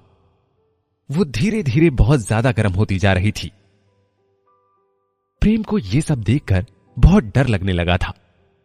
उसे समझ नहीं आ रहा था कि अब उसे क्या करना चाहिए। उसके सामने ऐसी प्रॉब्लम पहले कभी नहीं आई थी। तभी उसने और जोर लगाकर महेंद्र प्रताप की यादों में कुछ देखने की कोशिश की। उसे समझ आया कि यह मैजिक जैसा कुछ हो सकता है। तभी उसे एक खास जगह का ध्यान आया और उसने रिया का हाथ पकड़कर बोला, रिया चलो, अभी मेरे साथ चलो, हम देवी के मंदिर जा रहे हैं। लेकिन रिया ने तभी अपना हाथ प्रेम के हाथ से छुड़ाया और सिर हिलाते हुए कहा, पापा मैंने फिगर आउट कर लिया है कि मुझे क्या करना चाहिए। उसने अपना राइट हैंड ऊपर किया और पाम कुछ ऐसे खोली जैसे वो कुछ पकड़े हो। प्रेम ने रिया को बहुत कंफ्यूज होकर देखा और कहा, रिया तुम क्या करना क्या चाहती हो? इतने में ही एक ब्लूइश वायलेट आग उसकी पाम से निकलती दिखाई दी और कुछ मीटर तक ऊपर गई। उस आग से रूम का टेम्परेचर भी थोड़ी देर को गर्म हो गया। अचानक प्रेम घबरा गया और कुछ कदम पीछे चला गया। उसके पीछे होने से कुर्सी भी नीचे गिर गई। वो रिया के हाथ में से आग निकलते देख रहा था। धीरे धीरे वो आग फायरबॉल में कन्वर्ट हो रहा था। प्रेम को कुछ समझ नहीं आ रहा था कि ये सब आखिर हो क्या रहा है।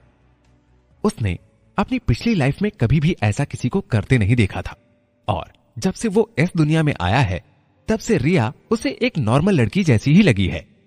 उसमें ऐसे कुछ सिम्टम्स उसने पहले कभी नोटिस नहीं किए कि वो ऐसा भी कुछ कर सकती है। रिया क्या तुम हर्ट हो रही हो? प्रेम अब और भी घबरा गया था। उसे कुछ समझ नहीं आ रहा था। हालांकि वो आग रिया की हथेली से भी छोटी थी, लेकिन फिर भी उससे जलने का डर था। उसे ऐसे में डेंजर भी सेंस हो रहा था। प्रेम रिया के पास भी नहीं जा पा रहा था, लेकिन उसे उसकी चिंता भी हो रही थी। इसीलिए वो और भी एंग्शियस होता जा रहा था। अब सब कुछ उसके बस के बाहर जा चुका था। प्रेम ना ही रिया को छू सकता था और रिया के हाथों से आग निकलते देखकर उसे काफी खतरा भी लग रहा था। रिया ने अपना सर हिलाया। उसके चेहरे की रेडनेस अब धीरे धीरे जा रही थी। वो अपने हाथ की फायरबॉल को ऐसे देख रही थी जैसे वो कोई खेलने का इंटरेस्टिंग टॉय हो। पापा मैं बिल्कुल ठीक हूं। आप ये फायरबॉल देख रहे हैं ना, ये कितनी लवली है। क्या ये मैजिक है? रिया ने प्रेम से पूछा। प्रेम ने एक रिलीफ भरी सांस ली। अब रिया का चेहरा भी पहले से नॉर्मल हो गया था। ऐसा लग रहा था जैसे फायरबॉल ने उसकी बॉडी के टेम्परेचर को मेंटेन कर लिया हो और सारा डिस्कंफर्ट और हीट हटा दी हो। वो अब ध्यान से ब्लूइश वायलेट आग को देख रहा था। उसने अपनी आंखें छोटी छोटी करके देखी। वो अभी भी श्योर नहीं था कि ये मैजिक है या क्या है, लेकिन उसने सोचा कि मैजिक की फायरबॉल तो शायद लाल रंग की होनी चाहिए थी। उसने अपनी पिछली जिंदगी में जादू के खेल देखे थे जिसमें लोग नकली आग या किसी आग के इंस्ट्रूमेंट से आग निकालते थे। रिया ने नोटिस किया कि उसके पापा आंखें छोटी करके उसकी तरफ देख रहे हैं। उसे लगा कि उसके पापा डर रहे हैं, इसीलिए उसने अपना हाथ हिलाया और सारी फायरबॉल को एक झटके में गायब कर दिया। फिर उसने अपने हाथ पीछे कर लिए। उसे लगा कि उसने शायद कुछ बहुत बुरा कर दिया है और बोली, आप गुस्सा मत होना पापा, मैं गलत हूं। मैं अब कभी भी नहीं कहूंगी कि मुझे जादू सीखना है। फिर उसने प्रेम की तरफ बहुत ही मासूमियत से देखा। इसके पहले उसने कभी प्रेम को ऐसे नहीं देखा था। क्या मतलब? प्रेम को अपनी बेटी का सडन बिहेवियर समझ नहीं आ रहा था, लेकिन फिर उसने महेंद्र प्रताप की यादों में झांक कर देखा। उसे पता चला कि महेंद्र अभी तक खुद को इस गांव में एक गरीब के जैसे ही दिखाते आया था। रिया को प्रोटेक्ट करने के लिए उसने अपनी और रिया की पहचान छुपाई। वो नहीं चाहता था कि उन दोनों की असलियत किसी को भी पता चले और कुछ भी प्रॉब्लम क्रिएट हो।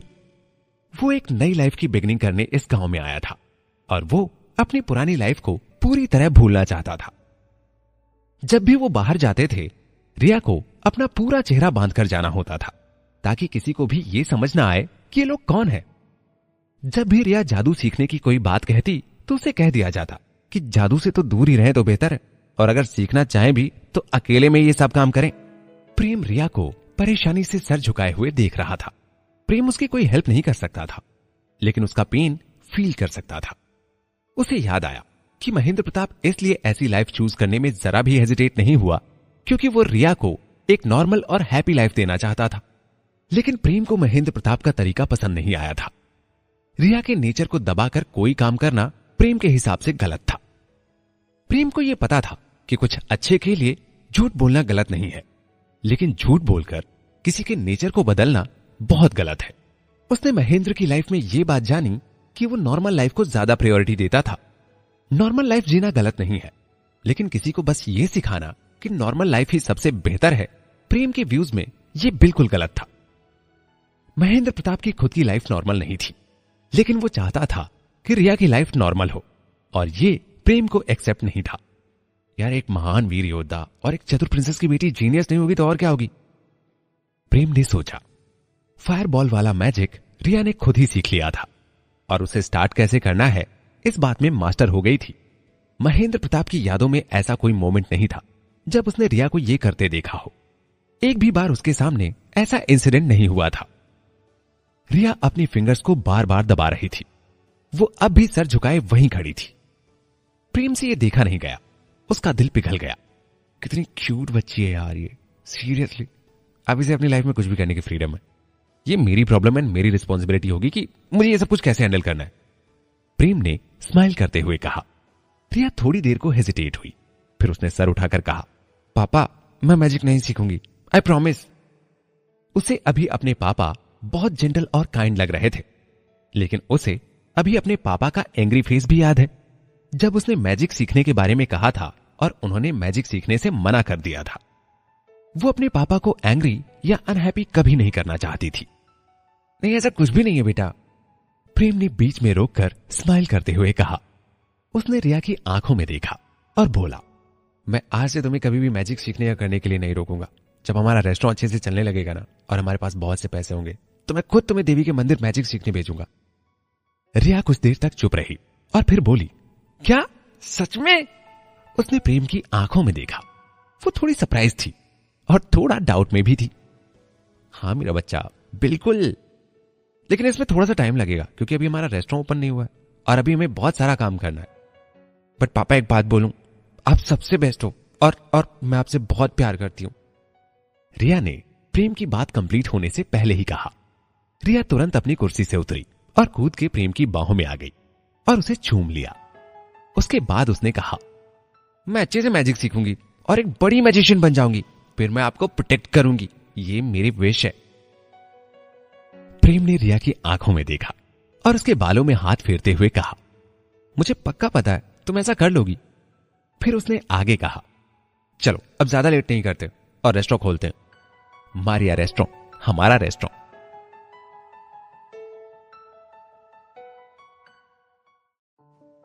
ठीक है पापा। रिया ने एक अच्छी बेटी की तरह सिर हिलाया। वो बस जाने ही वाली थी, लेकिन तभी वो रुकी। उसने अपनी आंखें वाइड करते हुए सरप्राइज के साथ अपने पापा को देखा और बोला, पापा क्या आप मुझे गोद में उठा सकते हैं? बोलिए ना, क्या आप मुझे गोद में उठा सकते हैं? अरे हाँ मेरा बच्चा, क्यों नहीं, इधर आओ। रिया की आंखें खुशी के आंसुओं से चमक रही थी और उसके चेहरे पर एक्साइटमेंट भी साफ झलक रहा था। आज उसे अपने पापा को देखकर बहुत खुशी हो रही थी।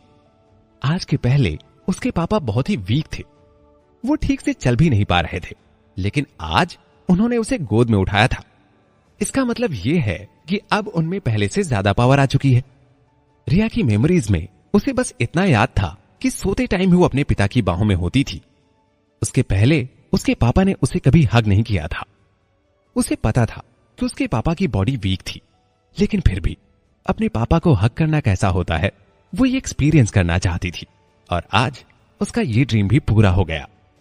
प्रेम ने स्माइल करते हुए रिया की नाक को छूकर बोला, बेटा मैं तुम्हें कितनी भी देर तक उठा सकता हूं और हग कर सकता हूं। मैं तुम्हें बहुत ऊंचा लिफ्ट करके ऐसे तुम्हें प्रिंसेस हग भी दे सकता हूं। तुम जो चाहो मैं तुम्हें दे सकता हूं। रिया को गोद में लेकर प्रेम भी बहुत एक्साइटेड था।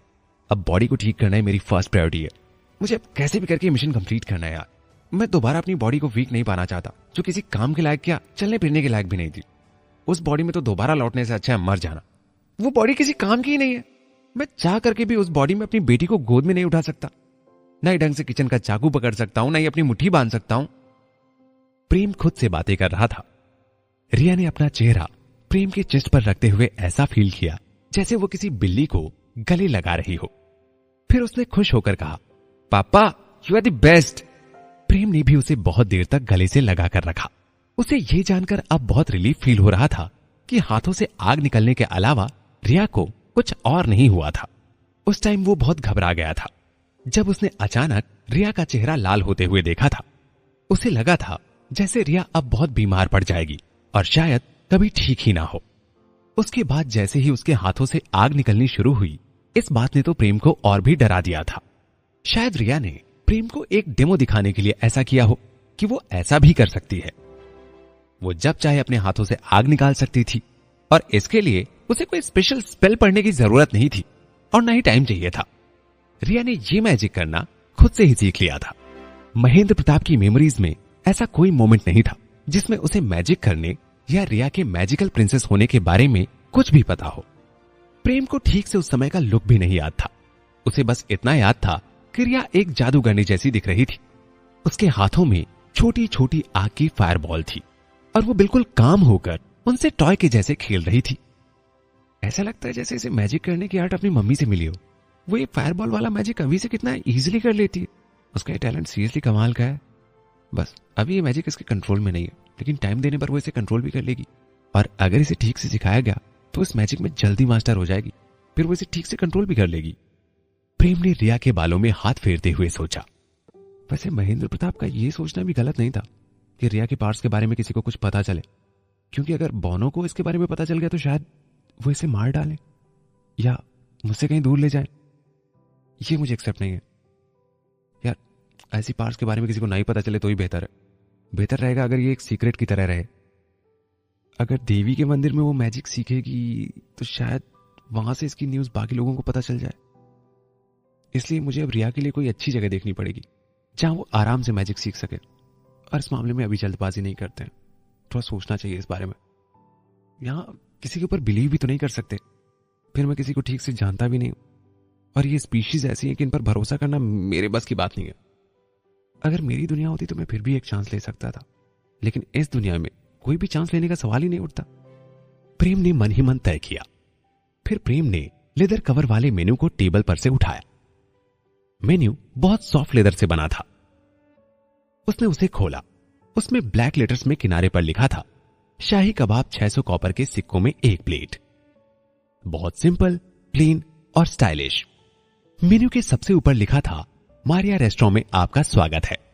यहां आपको अलग अलग टेस्ट की सबसे बेहतर डिशेस मिलेंगी। आइटम्स की लिस्ट नीचे दी हुई है। वैसे सिस्टम की चॉइस भी बुरी नहीं है। प्रेम ने मेन्यू बंद करते हुए कहा, पापा क्या सच में आज हमारा रेस्टोरेंट ओपन हो रहा है? रिया ने प्रेम के पीछे खड़े होकर पूछा। हाँ बेटा, हमारे रेस्टोरेंट के डोर्स अब सभी के लिए खुल गए। इसका मतलब अब हमारा काम स्टार्ट हो गया। सो लेट्स होप कि हमारे ज्यादा से ज्यादा रेनबो कबाब आज ही बिक जाएं। प्रेम ने रिया के बालों में हाथ फेरते हुए कहा और फिर उसके नन्हे नन्हे हाथों को अपने हाथों में डालकर रेस्टोरेंट के दरवाजे की तरफ जाने लगा। प्रेम ने डोर का हैंडल पकड़ा, एक डीप ब्रेथ ली और उसे बाहर की तरफ पुश कर दिया। 2 छोटी छोटी बेल्स जो डोर के ठीक ऊपर बंधी थीं, वो 2 बार बजी और फिर डोर्स खुल गए। गेट के सामने खड़े स्टैचू से आती हुई ऑटम की प्यारी प्यारी सुबह की रोशनी रेस्टोरेंट में अपनी 2 लंबी शैडो बना रही थी। उनमें से एक स्टैचू छोटा था और एक बड़ा था। रेस्टोरेंट का डेकोरेशन दिन की रोशनी में और भी अच्छा लग रहा था। ये स्टैचू बिल्कुल सही जगह पर खड़े थे और रेस्टोरेंट के डेकोरेशन में 4 चांद लगा रहे थे। उनकी साइज, उनका शेप सब बिल्कुल परफेक्ट था। वहां खड़े होकर प्रेम ने रेस्टोरेंट के साइन बोर्ड की तरफ देखा। उसमें 2 बड़े बड़े काले लेटर्स में लिखा था, मारिया रेस्टोरेंट। उसने रिया का हाथ पकड़े हुए मन में बड़बड़ाते हुए कहा, दोबारा अलाइव होकर बहुत अच्छा लग रहा है। पापा आप ये क्या कह रहे हैं? बेटा मैं ये कह रहा था कि मैं तुम्हें पाकर बहुत लकी फील कर रहा हूं। जब से तुम मेरी लाइफ में आई हो ना, मेरी लाइफ बहुत अच्छी हो गई। और अगर तुम ना होती तो शायद ही रेनबो कबाब बनाने के लिए मैं मोटिवेट हो पाता। मैंने अपनी पहली डिश सक्सेसफुली बनाई है तो सिर्फ तुम्हारे कारण। तुमने मेरी बहुत हेल्प की है और तुम मेरे लिए काम करने की एक बड़ी इंस्पिरेशन हो। प्रेम ने अपनी छोटी सी गुड़िया की तरफ देखते हुए कहा, जो उसकी कमर से भी छोटी थी और प्यार से स्माइल कर रही थी। मुझे भी आपको पाकर बहुत अच्छा लगा पापा।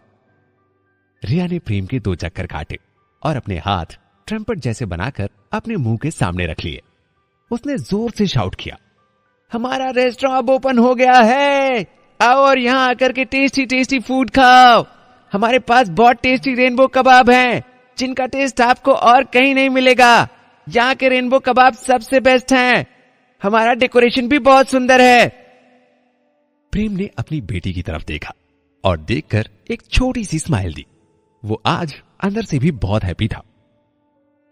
उसने सामने चौराहे पर देखा। अभी बहुत सुबह थी, इसलिए वहां ज्यादा लोग नहीं थे। थोड़ी ही दूर पर दो बड़े बड़े दानव हाथ में वेपन लेकर झगड़ा कर रहे थे। दो इंसानों जैसे दिखने वाले बिजनेसमैन पेड़ के नीचे खड़े होकर बातें कर रहे थे। एक बौना तीर धनुष लेकर जा रहा था और इसके पीछे दो छोटे बच्चे भी चल रहे थे। प्रेम ये सब कुछ बहुत सरप्राइज होकर देख रहा था। उसने इन सभी स्पीशीज को अब तक बस महेंद्र प्रताप की यादों में ही देखा था। आज जब इनके सामने खड़े होकर देखा तो उसे थोड़ा शॉक भी लगा था और थोड़ा सरप्राइज भी हुआ था। बड़े बड़े पावरफुल दानव, अलग अलग जानवर, बौने और भी इतना कुछ था जो उस दुनिया से बिल्कुल अलग था जहां से प्रेम इस दुनिया में आया था। अचानक इतना सब कुछ देखकर आज उसे पूरी तरह से बिलीव हो गया था कि वो दूसरी दुनिया में आ गया है। उसकी दुनिया में बस इंसान ही देखने को मिलते थे, लेकिन यहां उसे ऐसी ऐसी स्पीशीज देखने को मिल रही हैं जिनके बारे में बस फिक्शनल कहानियों में ही सुना था। यार, मुझे ऐसी फीलिंग नहीं आ रही कि इन सब के बीच मैं यहां पे रिया के साथ एक कंफर्टेबल और इजी लाइफ में रह पाऊंगा। प्रेम ने अपनी आईब्रोज चढ़ाई और पीछे मुड़कर अपने रेस्टोरेंट की तरफ देखने लगा। जैसे तैसे मैंने इस गांव में एक रेस्टोरेंट खोल तो लिया है, लेकिन यहां बस इंसान ही खाने नहीं आएंगे ना। यहां दानव, पौने और ये अलग अलग स्पीशीज के लोग भी आएंगे जिनके पास शायद बहुत सारा पैसा हो। और अगर मेरा बिजनेस यहां से ठीक चल गया तो जल्दी मेरे पास बहुत सारा पैसा होगा। प्रेम ने मन में सोचा, ये चौराहा इस गांव के बीचों बीच है। जब ये लोग गांव बना रहे थे तो इन्होंने इस चौराहे के आसपास की बिल्डिंग को शायद ऐसे अरेंज किया जैसे एक हाफ मून बन जाए और इसका गेट साउथ की तरफ ओपन हो। प्रेम ने चौराहे की तरफ देखकर सोचा, इस हाफ मून के शेप वाले गांव में हर टाइप की शॉप खुली है। कहीं होटल हैं, कहीं रेस्टोरेंट, कहीं मछली बाजार, कहीं मैजिक शॉप, कहीं एरिना है। ऐसी कोई शॉप नहीं जो पूरे राज्य में कहीं हो और इस गांव में ना हो। यहां दुकानों के ओनर भी अलग अलग स्पीशीज के हैं। हॉट केक बनाने वाले दानव हाथ से लावा निकाल सकते थे और वो हाथ में हॉट केक बना लेते थे। ऐसा लगता है कि इस गांव को पीस ट्रीटी साइन होने के बाद सभी स्पीशीज के बीच आपसी भाईचारे को बढ़ाने के लिए बनाया गया होगा। इसके पहले तो पता नहीं इस स्टेट के कितने हिस्से रहे होंगे। सो अगर इस गांव को भाईचारे का गांव कहें तो भी ये गलत नहीं होगा। प्रेम ने मन ही मन सोचा, इस गांव की बॉर्डर्स सभी स्पीशीज के एरिया से लगती हैं, इसलिए इस गांव में 8 अलग अलग गेट हैं जिससे सभी स्पीशीज को अलग अलग एंट्रेंस मिल सके। दानव, बौने, इंसान, जानवर, राक्षस और भी बहुत कुछ सभी इस गांव में मिलजुल कर रहते हैं। इस तरह का ब्रदरहुड वाकई में बहुत कम देखने को मिलता है। मेरा रेस्टोरेंट इस गांव के सबसे किनारे पर है एंड ये बिल्कुल उस हाफ मून की टेल जैसा लगता है। इस गांव का एंट्रेंस तो दूसरे एंड पर है, तो शायद ही कोई कभी मेरे रेस्टोरेंट में आए। मेरे रेस्टोरेंट के बगल में तो आम शॉप है जिससे यहां कोई भूख के कारण तो आएगा नहीं। वो दूर वाली दुकानें तो बंद हो चुकी हैं और वहां किराए से देने का बोर्ड भी लग गया है। और ये कोने वाली शॉप जिसके डोर पे 2 पिंजरे लटकते हैं, ये मैजिक वाले की है, लेकिन इसके तोते हमेशा सोते क्यों रहते हैं? अब तो सीरियसली ये कहना बहुत टफ होगा कि कस्टमर यहां तक आएंगे। यहां आने के लिए कस्टमर्स इंटरेस्टेड भी होंगे, ये सोच पाना भी टफ है। और उसके बाद वो 600 कॉपर के सिक्के देकर मेरे शाही कबाब खाएंगे, ये तो मैं सोच भी नहीं सकता। अब प्रेम को लग रहा था कि वो इस बिजनेस को जितना आसान समझ रहा था, असल में ये इतना आसान भी नहीं है। प्रेम बहुत देर तक बस खड़ा खड़ा देखता रहा। कुछ लोग उसकी शॉप के सामने से भी निकले, लेकिन उनका इंटरेस्ट कुछ वैसा नहीं था जैसा बाकी शॉप्स पर जाकर होता था। वो लोग शायद अभी उसके रेस्टोरेंट में नहीं आना चाह रहे थे। उसे खुद पर डाउट होने लगा कि अब वो शायद ही 1000 प्लेट 10 दिनों में बेच पाएगा। उसे कुछ भी समझ नहीं आ रहा था कि वो अब मिशन कैसे पूरा करेगा, और अगर मिशन पूरा नहीं हुआ तो उसकी स्ट्रेंथ 5% से कम कर दी जाएगी। सिस्टम इसमें कोई भी कॉम्प्रोमाइज नहीं करेगा। प्रेम रेस्टोरेंट के अंदर चला गया, टेबल साफ की और प्लेट धोने के लिए किचन में गया। रिया काउंटर के पास एक लंबी सी कुर्सी पर बैठी थी। वो बैठी बैठी अपने हाथों से आग निकाल रही थी और उससे खेल रही थी। वो बीच बीच में कुछ मंत्र भी पढ़ रही थी। रिया को अपना मैजिक करने में बहुत मजा आ रहा था। अब उसे अपने पापा से कोई भी चीज हाइड करने की जरूरत नहीं थी। उसके पापा उसके मैजिक करने पर बिल्कुल भी एंग्री नहीं हुए थे, बल्कि उन्होंने तो उसे मैजिक सिखाने का प्रॉमिस भी किया था। किचन में सारा काम फिनिश करने के बाद प्रेम बाहर आया। उसने देखा कि कोई भी उसके रेस्टोरेंट में नहीं आया है, तो उसने एक कुर्सी उठाई और रिया के बगल में बैठकर उसका आग वाला मैजिक देखने लगा। पापा, अगर मैं एक आग की फायरबॉल बाहर फेंकती हूं तो क्या ये पावरफुल मैजिशियन जैसा कुछ लगेगा? रिया ने पूछा। नहीं नहीं नहीं, बिल्कुल नहीं, प्रेम ने तुरंत हाथ हिलाते हुए कहा। उसे पता था कि भले रिया की आग से रेस्टोरेंट नहीं जलेगा, लेकिन उससे कुछ टेबल कुर्सियां जरूर जल सकती हैं। और जैसा सिस्टम का बिहेवियर पैसों को लेकर है, उससे काफी प्रॉब्लम हो सकती है, क्योंकि उनके पास अब बस 2700 कॉपर के सिक्के ही बचे हैं और इतने से पैसों में वह रेस्टोरेंट भी रिपेयर नहीं कर पाएंगे। प्रेम पहले ही 3000 सिक्के पे लीटर की पॉलिसी पर ले चुका है, तो अब सिस्टम उसे और पैसे भी नहीं देगा। आप चिंता मत कीजिए पापा, मैं ऐसा कुछ भी नहीं करने वाली। रिया ने प्रेम का नर्वस फेस देखा और जोर जोर से हंसने लगी। उसने अपने हाथ झटके और तुरंत में फायरबॉल गायब कर दी। वो अब ये काम करने में थोड़ी थोड़ी मास्टर हो गई थी। वो जब चाहे फायरबॉल बना सकती थी और जब चाहे उन्हें गायब भी कर सकती थी। प्रेम ने थोड़ी राहत भरी सांस ली। उसने रिया के क्वेश्चन के बारे में सोचा और फिर कहा, बेटा, अगर तुम फायरबॉल बाहर फेंकती और वो एक टारगेट में जाकर लगती है ना, तो वो रियल मैजिशियन जैसा कुछ होता। रिया ने सर हिलाया, जैसे वो इस बारे में बिल्कुल भी श्योर ना हो, और कहा, मैं अभी शायद ऐसा नहीं कर सकती। मुझे भी बहुत सीखने की जरूरत है, लेकिन अगर मैं सीख लूंगी तो शायद ऐसा कर पाऊं। बेटा, तुम चिंता मत करो, जब तक तुम्हारे लिए एक अच्छा मास्टर नहीं मिल जाता तब तक मैं तुम्हारे साथ प्रैक्टिस करूंगा। तुम अभी फायरबॉल बना सकती हो एंड ये बहुत अमेजिंग है, क्योंकि ये तुमने खुद से लर्न किया है। तुम आगे चलकर और भी मैजिक कर पाओगी, मुझे इस बात पर पूरा यकीन है। तुम बहुत टैलेंटेड हो, हर किसी के पास इतना टैलेंट नहीं होता, और मैं पूरा ट्राई करूंगा कि ये टैलेंट और भी अच्छा हो जाए। हाँ पापा, मैं भी पूरा ट्राई करूंगी कि ऐसा ही कुछ हो। फिर रिया ने दरवाजे की तरफ देखा और कहा, पापा, हमारे रेस्टोरेंट में कोई आ क्यों नहीं रहा? क्या कोई हमारे रेनबो कबाब नहीं खाना चाहता? वो तो कितने डिलीशियस बने थे। क्योंकि उन्होंने अभी खाए नहीं है ना, उन्हें पता नहीं है कि रेनबो कबाब कितने टेस्टी होते हैं। तुम टेंशन मत लो, जल्दी हमारे रेस्टोरेंट के बाहर एक लंबी लाइन लगेगी इन लोगों की। प्रेम ने हल्के से स्माइल दी, लेकिन आज वो बहुत हेल्पलेस फील कर रहा था। उसे मालूम था कि 600 कॉपर के सिक्के में शायद ही उसके कोई कबाब खाए। ये नॉर्मल लोगों के हिसाब से बहुत कॉस्टली है। लोग इतने महंगे शाही कबाब बिल्कुल नहीं खाएंगे, क्योंकि उन्होंने पहले कभी कबाब खाए नहीं और किसी नई डिश पर कोई इतना खर्चा नहीं करेगा। लेकिन इस गांव में बहुत पैसे वाले लोग हैं। यहां हर टाइप की स्पीशीज में बहुत रिच लोग हैं, जो या तो यहां घूमने आते हैं या यहीं घर लेकर लंबे टाइम तक रहते हैं। इस जगह में किसी के साथ कोई पार्शियलिटी नहीं होती। कोई भी किसी के भी साथ अपनी लाइफ स्पेंड कर सकता है। लोगों की शॉप्स में अलग अलग स्पीशीज के लोग काम करते हैं। अलग अलग स्पीशीज के लोगों की अलग अलग स्पीशीज से दोस्ती है। उनका एक दूसरे के शॉप्स और घरों में आना जाना बना रहता है। यहां लोगों के पास इतना पैसा है कि यहां पैसों से कुछ भी खरीदा जा सकता है। अगर हमारे पास बहुत सारे कस्टमर्स आते हैं तो मैं भी आपकी हेल्प करूंगी पापा, रिया ने अपनी शाइनी आंखों से देखते हुए कहा। अच्छा, तो रिया कैसे मदद करेगी मेरी शॉप में? प्रेम ने स्माइल करते हुए पूछा। मैं लोगों से पैसे कलेक्ट कर सकती हूं। मैंने अपनी टीचर सौम्या मैम से मैथ सीखी थी, इसीलिए मुझे हिसाब करना बहुत अच्छे से आता है। मैं इस काम में अपनी मैजिक जितनी ही अच्छी हूं, रिया ने प्रेम को इंप्रेस करने के लिए कहा। सौम्या मैम? प्रेम ने महेंद्र प्रताप की यादों में झांक के सौम्या के बारे में देखा। वो गांव के पास एक स्कूल में पढ़ाती थी। ये स्कूल देवी मंदिर वाले लोग ही चलाते हैं। उसे याद आया कि सौम्या एक यंग लड़की है जिसे डार्क ग्रीन ड्रेस पहनना बहुत पसंद है। वो बाकी लोगों से बहुत रूखा बिहेव करती है, लेकिन उसका बिहेवियर बच्चों के सामने आकर बिल्कुल बदल जाता है।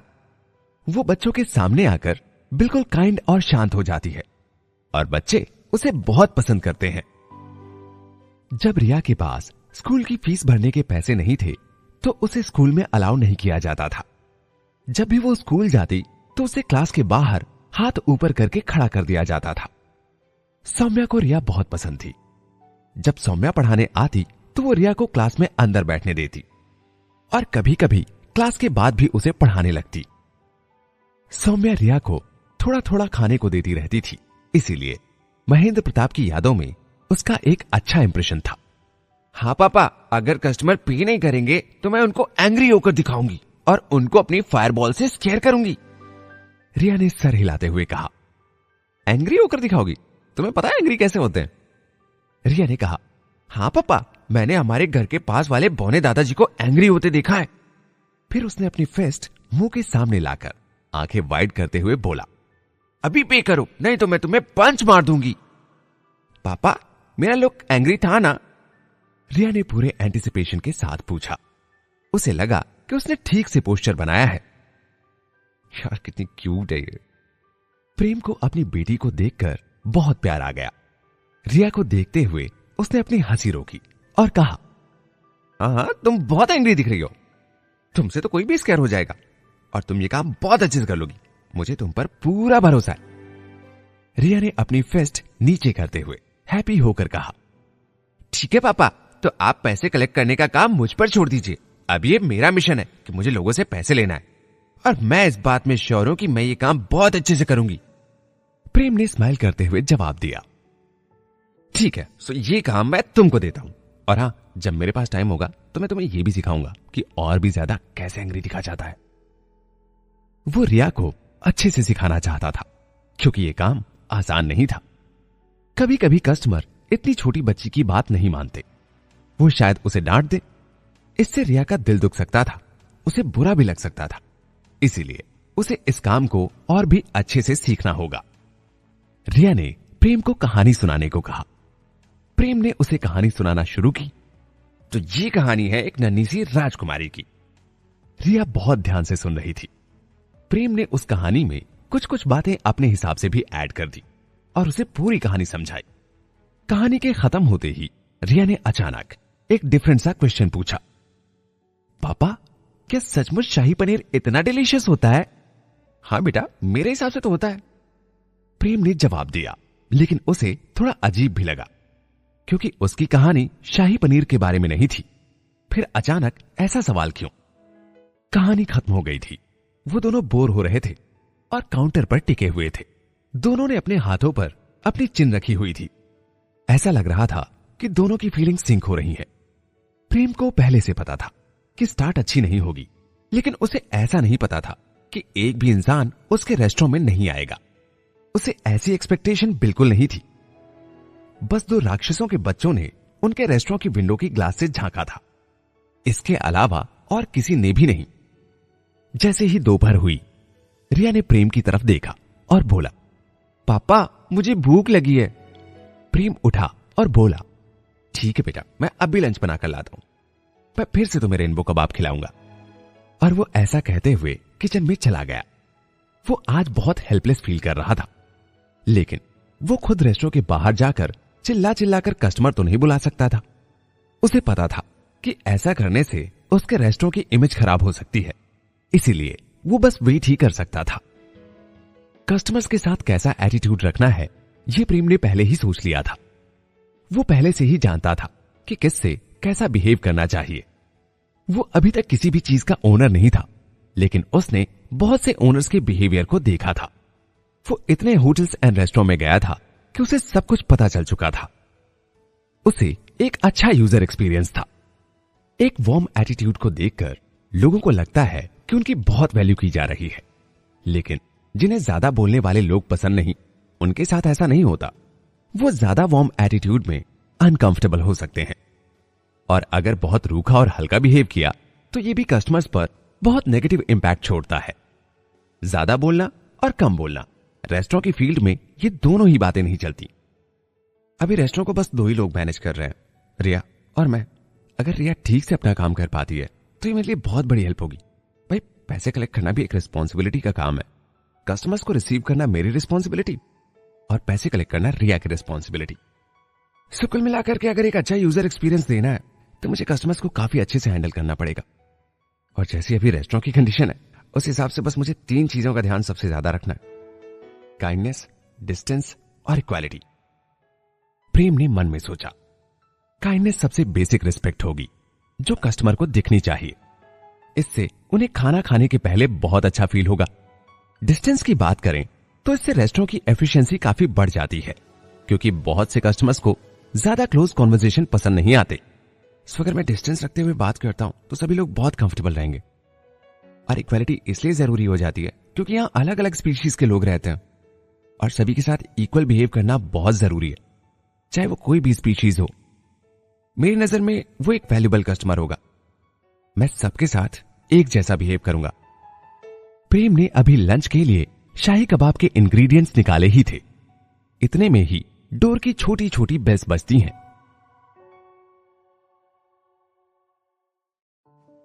मारिया रेस्टोरेंट ये कहां से आया? वरुण रेस्टोरेंट के बाहर खड़ा था। उसके शोल्डर पर एक बड़ा और भारी हैमर लटका था जो उसी की हाइट का था। उसकी पूरी बॉडी से पसीना टपक रहा था। उसकी दाढ़ी सफेद थी।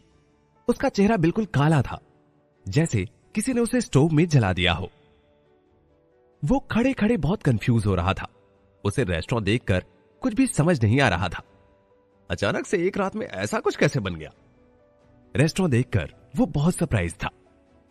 जब मैंने कल देखा था तो ये एक खंडहर जैसा था, और जहां तक मुझे याद है यहां तो एक बीमार बाप अपनी बेटी के साथ रहता था, लेकिन वो तो बिल्कुल कमजोर और अपाहिज जैसा था और ठीक से चल भी नहीं पाता था। उसकी बेटी हमेशा ग्रे कलर की हैट पहने रहती थी, लेकिन बहुत ही क्यूट थी। वो कभी कभी बाहर निकलती थी और मुझे हैमर बनाते हुए देखती रहती थी। वरुण ने अपने मन में सोचा, ये खंडर जैसा घर एक रात में कंप्लीटली बदल गया है। यह अब एक 2 मंजिला सुंदर से घर में बदल गया है और पहले फ्लोर में शानदार क्रिस्टल जैसी शीट लगी है। इस रेस्टोरेंट का डेकोरेशन बाहर से साफ साफ दिखाई दे रहा है। यह रेस्टोरेंट वाकई में कमाल का है, लेकिन यह कमाल एक रात में कैसे हुआ? इतना सब कुछ एक रात में होना पॉसिबल कैसे है? ये तो कोई वंडर जैसा ही है। कुछ देर तक वरुण को कुछ समझ नहीं आया कि असल में हुआ क्या है। इस पूरे गांव में दूर दूर तक इससे सुंदर रेस्टोरेंट नहीं है। क्रिस्टल जैसी शीट के कारण सारी टेबल और कुर्सी बिल्कुल चमक रही है और बहुत ही सिस्टमैटिक लगी हुई है। यहां जो झूमर लगा है उतना सुंदर झूमर तो महल में भी नहीं होता। रेस्टोरेंट का डेकोरेशन जितना अच्छा है, इतना अच्छा डेकोरेशन तो मैंने पहले कभी नहीं देखा।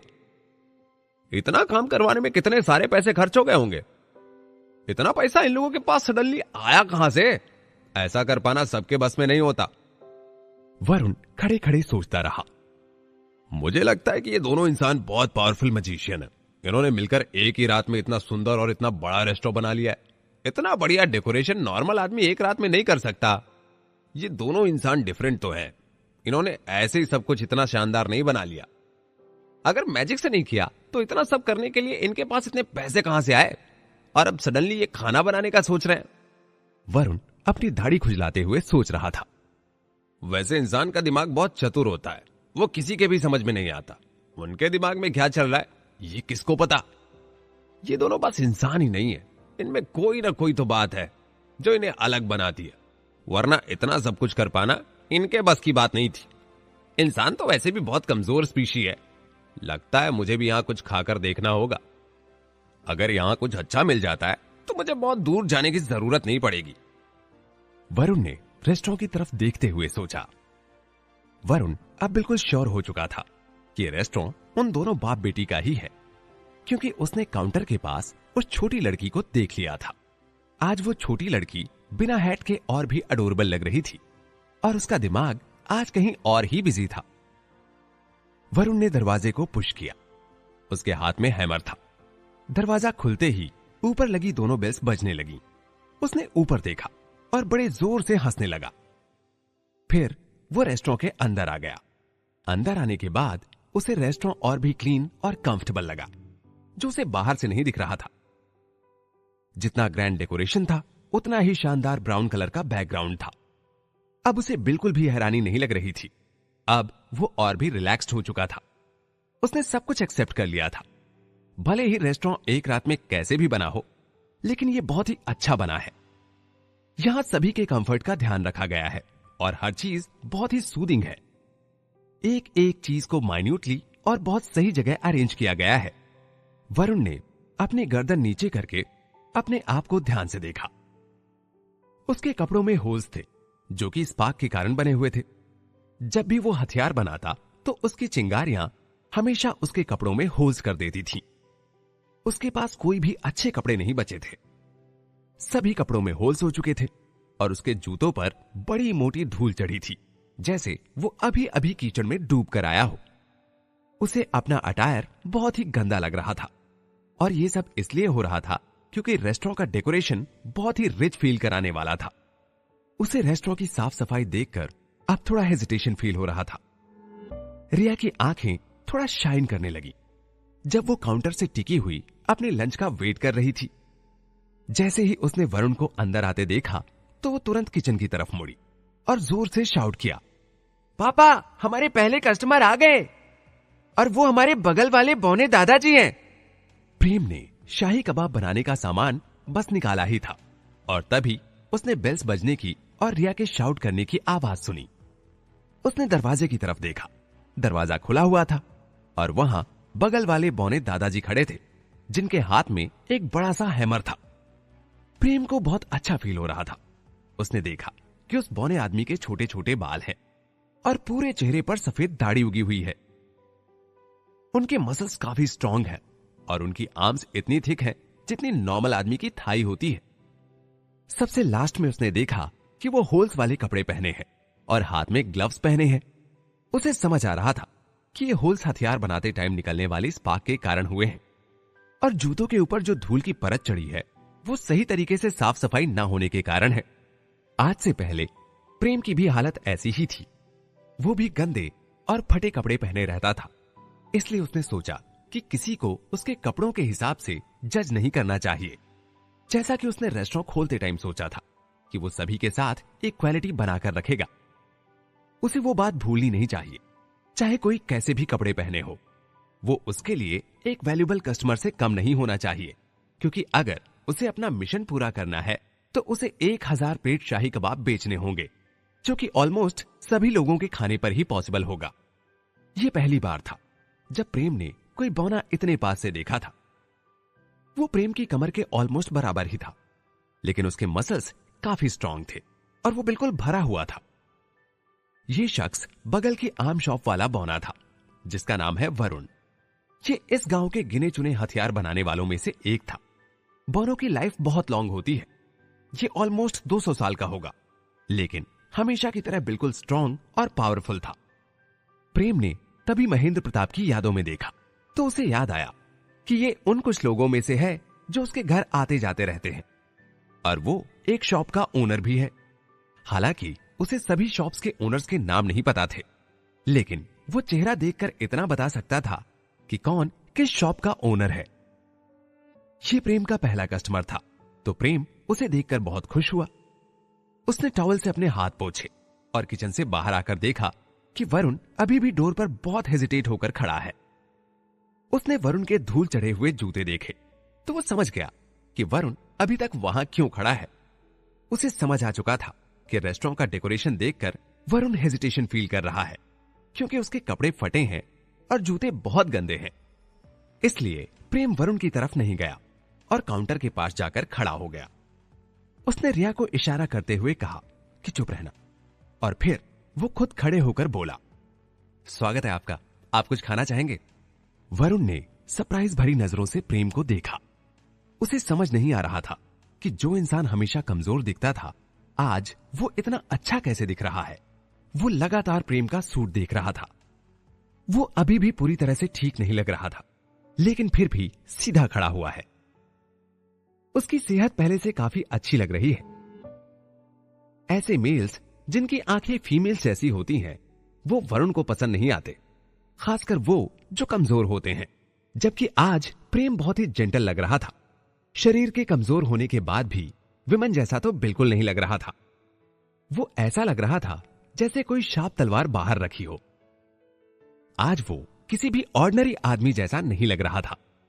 प्रेम के चेहरे पर एक वार्म स्माइल देखकर वरुण को काफी अच्छा लगा।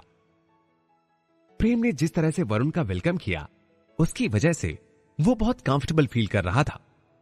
प्रेम के ठीक पीछे खड़ी उसकी छोटी सी बेटी ने आज हैट नहीं पहना। वो आज पहले से ज्यादा एक्साइटेड और एंटिसिपेशन के साथ खड़ी थी, जो उसे और भी ब्यूटीफुल बना रहे थे। वरुण को अभी भी समझ नहीं आया कि एक रात में इस इंसान के साथ ऐसा क्या हुआ जो ये पहले से इतना बदल चुका है। वरुण को ऐसा लग रहा था जैसे इसका पुनर्जन्म हो। उसे आश्चर्य हो रहा था कि यह इंसान यहां बेच क्या रहा है और क्या इसके खाने का टेस्ट इसके रेस्टोरेंट के डेकोरेशन जितना सही होगा। वरुण ने अपने हेजिटेशन पर ब्रेक लगाया और सर हिलाता हुआ एक कुर्सी के पास गया। उसने कुर्सी खिसकाई और उस पर बैठ गया। फिर उसने अपने हैमर को फ्लोर पर रखा और प्रेम की तरफ देखते हुए कहा, हाँ, मैं कुछ खाना चाहूंगा। क्या क्या है आपके पास? सर, वहां पे एक मेन्यू रखा है, आप उसमें देख सकते हैं। प्रेम ने मेन्यू की तरफ इशारा करते हुए कहा। मेन्यू का टेक्सचर इतना अच्छा और स्मूथ था कि वो समझ गया कि ये सबसे अच्छे लेदर से बना है। इतने अच्छे लेदर की प्राइस तो कई प्लेटिनम के सिक्के के बराबर होगी। इतना एक्सपेंसिव मेन्यू यूज करना बहुत बड़ी बात होती है। ऐसा मेन्यू टेबल पर रखना नॉर्मल नहीं है। इस गांव के सबसे अमीर बिजनेसमैन का परिवार भी अपने रेस्टोरेंट में इतने अच्छे मेन्यू यूज नहीं करता। वरुण ने मेन्यू देखते हुए सोचा। ये सब कुछ देखने के बाद वरुण की एक्सपेक्टेशंस और भी बढ़ चुकी थी। जिस रेस्टोरेंट का डेकोरेशन इतना अच्छा है, जिसका मेन्यू इतना शानदार है, तो यहां का खाना भी तो बहुत रिच होगा। वरुण ने ऐसा इमेजिन किया। वरुण को अच्छा खाना, अच्छी ड्रिंक्स की जगह बहुत पसंद थी। ऐसा कहा जाता था कि इंसान भले ही वीक होते हैं, लेकिन क्विजीन के मामले में कोई भी स्पीशी इतना टेस्टी फूड नहीं बना सकती थी जितना कि इंसान बना सकते थे। वरुण ने बड़ी उम्मीदों के साथ मेन्यू पर नजर डाली और सीधा सबसे नीचे देखने लगा। इतना बड़ा मेन्यू, लेकिन बिल्कुल खाली। नहीं, पूरा खाली तो नहीं है। सबसे टॉप पर लेफ्ट कॉर्नर में एक क्या लिखा हुआ है, शाही कबाब 600 कॉपर के सिक्के में एक प्लेट। 600 कॉपर के सिक्के! वरुण थोड़ी देर के लिए फ्रीज हो गया। उसे लगा कि शायद दिन भर स्टोव पर काम करने के कारण उसे ठीक से दिखाई नहीं दे रहा।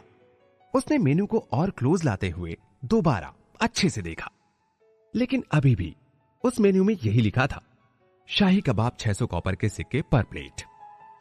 उसने मेन्यू को नीचे रखा और प्रेम को देखते हुए कहा, ओनर, तुम्हारा मेन्यू गलत है। प्रेम ने स्माइल करते हुए अपना सिर हिलाया और शांति से जवाब दिया, नहीं सर, मेन्यू में कुछ भी गलत नहीं है। बस बात इतनी है कि हमने अभी अभी अपना रेस्टोरेंट ओपन किया है, तो हमारे पास फिलहाल ज्यादा डिशेज नहीं है, लेकिन जल्दी हमारे पास बहुत सारी डिशेज होंगी। अभी बस फिलहाल मैं आपको शाही कबाब ही बना के खिला सकता हूं, और आपने उसका प्राइस तो मेन्यू में देख ही लिया होगा। मैं नंबर ऑफ डिशेज के बारे में नहीं बोल रहा हूं, मैं जिसके बारे में बोल रहा हूं वो है शाही कबाब। शाही कबाब 600 कॉपर में सिर्फ एक प्लेट। तुम अपने कबाब में किसी और दुनिया का सामान मिला रहे हो क्या? इनका प्राइस इतना ज्यादा कैसे हो सकता है? मुझे तो समझ ही नहीं आ रहा कि तुमने ऐसा मेनू डिसाइड भी कैसे किया। इस गांव में इतना कॉस्टली फूड कौन खरीदेगा तुमसे? वरुण ने इरिटेट होकर मेन्यू में उस लाइन को पॉइंट करते हुए कहा, उफ, डेकोरेशन इतना अच्छा है, ओनर ने भी साफ और अच्छे कपड़े पहने, लेकिन मैं ये नहीं जानता था कि ये मुझे लूटना चाहते हैं। इन्होंने फूड प्राइस कितने छोटे लेटर्स में लिखा था। अगर मैंने ध्यान से नहीं पढ़ा होता और डायरेक्ट ऑर्डर कर दिया होता तो मेरे बेमतलब के 600 सिक्के चले जाते। इतना महंगा खाना तो मैं कभी ना खाऊं। इतने में तो कितने दिनों तक ऐसी डिशेस खाई जा सकती हैं? वरुण ने अपने मन में सोचा, पास के रेस्टोरेंट में मुझे 600 सिक्कों में भरपेट खाना भी मिल जाता और उसके साथ ड्रिंक्स भी मिल जाती हैं। कुछ ड्रिंक्स तो मैं अपने साथ घर भी लेके आता हूँ। वाकई इंसान आपको कभी भी निराश कर सकते हैं। इनसे कोई एक्सपेक्टेशन रखनी ही नहीं चाहिए। इंसान और एक्सपेक्टेशन, इनका दूर दूर तक कोई रिलेशन नहीं है। प्रेम को लेकर वरुण की अच्छी फीलिंग अचानक से गायब हो गई। सर माफ कीजिएगा, लेकिन हम दूसरी दुनिया के इंग्रेडिएंट्स भले यूज ना करें, लेकिन ये शाही कबाब इस प्राइस में सबसे बेस्ट है और बहुत ही स्वादिष्ट भी। आप जो फैसला लेना चाहें वो ले सकते हैं सर। प्रेम ने रिप्लाई देते हुए कहा। ऐसा कहते हुए वो ना तो ज्यादा हम्बल हुआ और ना ही ज्यादा एरोगेंट। बस वो ज्यादा एक्सप्लेन नहीं करना चाहता था। उसे पता था कि उसके शाही कबाब कैसे बनते हैं। उसे अपने कबाब की रिचनेस पता थी। उसने उन्हें बनाने में कितनी मेहनत की ये भी पता था। उसको शाही कबाब के इंग्रेडिएंट्स कितने महंगे पड़ रहे हैं ये भी अच्छे से जानता था। लेकिन ये सारी बातें वो अपने पहले ही कस्टमर को नहीं बताना चाहता था। प्रेम को पता था कि बहुत से कस्टमर्स उसके शाही कबाब की प्राइस पर सवाल करेंगे, लेकिन उसे अपनी डिश का सही प्राइस पता था। वो अपने शाही कबाब्स को लेकर बहुत कॉन्फिडेंट था। उसने मन में सोचा, ये 600 सिक्कों में ज्यादा कॉस्टली लग रहा है। अगर मुझे 1000 प्लेट का मिशन पूरा ना करना होता ना, तो मैं ये शाही कबाब 6000 कॉपर के सिक्कों में बेचता। इसे आखिर पता ही क्या है इनके बारे में? इसमें जो चावल यूज हुए हैं वो लाइफ एनर्जी वाले पानी में उगाए गए हैं और कितनी रेयर चीजें इस्तेमाल हुई हैं इसमें। और जिस कुकिंग स्किल से ये शाही कबाब बने हैं ना, दुनिया के लोग उन स्किल्स को कभी डेवलप भी नहीं कर सकते। वरुण ने प्रेम को देखकर अपना गुस्सा कुछ कम किया और मन में सोचा, ये इंसान वाकई में बहुत चालाक होते हैं। ये लोग झूठ बोलते टाइम भी कितने काम रहते हैं। इस रेस्टोरेंट का स्टाइल तो वाकई में बहुत अच्छा है, लेकिन यहाँ का फूड कैसा है ये तो खाकर ही पता चलेगा। रेस्टोरेंट का अपीयरेंस इतना भी इंपॉर्टेंट नहीं होता। मुझे कुछ समझ ही नहीं आ रहा है कि ये शाही कबाब क्या चीज है, क्या शाही है क्या कबाब है। मैंने इस गांव के हर रेस्टोरेंट में खाना खाया है, लेकिन अभी तक कोई ऐसी डिश सामने नहीं आई। और अगर ये डिश स्पेशल हुई भी तो 600 कॉपर के सिक्कों में तो बहुत ज्यादा कॉस्टली है। इतने महंगे रेट में तो यहाँ कोई भी डिश नहीं बेचता। इसके शाही कबाब में ऐसा क्या है जो इसे इतना महंगा बेच रहा है? वरुण बहुत देर तक प्रेम को घूरता रहा। प्रेम अभी भी बिल्कुल काम खड़ा था। उसे ना किसी बात का गिल्ट था और ना ही वो इम्पेशेंट था। वो बस वेट कर रहा था कि वरुण को जो भी करना है वो डिसाइड कर ले। वरुण सालों से अपनी शॉप चला रहा है और वो हर रोज किसी न किसी से मिलता है, लेकिन प्रेम जैसे लोग उसे कम ही देखने को मिलते हैं और बहुत ही कम लोगों की मेंटालिटी इस टाइप की होती है। उसे कुछ भी समझ नहीं आ रहा था। वो बहुत देर तक सोचता रहा, क्या सच में ये शाही कबाब 600 कॉपर के सिक्कों के बराबर वर्दी है? थोड़ी देर तक हेजिटेट होने के बाद वरुण बोला, तुमने कहा कि प्राइस गलत नहीं है, लेकिन क्या ये शाही कबाब वाकई में इतने टेस्टी हैं? क्या तुम इस बात की गारंटी ले सकते हो? अगर तुम अपने शाही कबाब के बारे में कॉन्फिडेंट हो तो मुझे गारंटी दे दो कि ये बहुत टेस्टी होंगे। प्रेम ने अपना सर हिलाया और कहा, सर अच्छे हैं या नहीं ये तो लोगों की पर्सनल प्रेफरेंस के ऊपर डिपेंड करता है, इसलिए मैं इस बात की कोई गारंटी नहीं ले सकता। Sorry sir. सबसे अच्छा फूड भी कुछ लोगों के लिए अच्छा नहीं होता। लोगों की टेस्ट की चॉइस बिल्कुल अलग अलग होती है। किसी को कुछ बहुत अच्छा लगता है तो किसी को वो बिल्कुल अच्छा नहीं लगता। तो जहां मेरे हाथ में कोई चीज नहीं है वहां तो मैं गारंटी नहीं ले सकता सर। बस मुझे ये पता है कि मैं अपने शाही कबाब बहुत अच्छे से बनाता हूं। प्रेम वरुण का इरिटेटेड फेस देखकर थोड़ी देर के लिए शांत हुआ।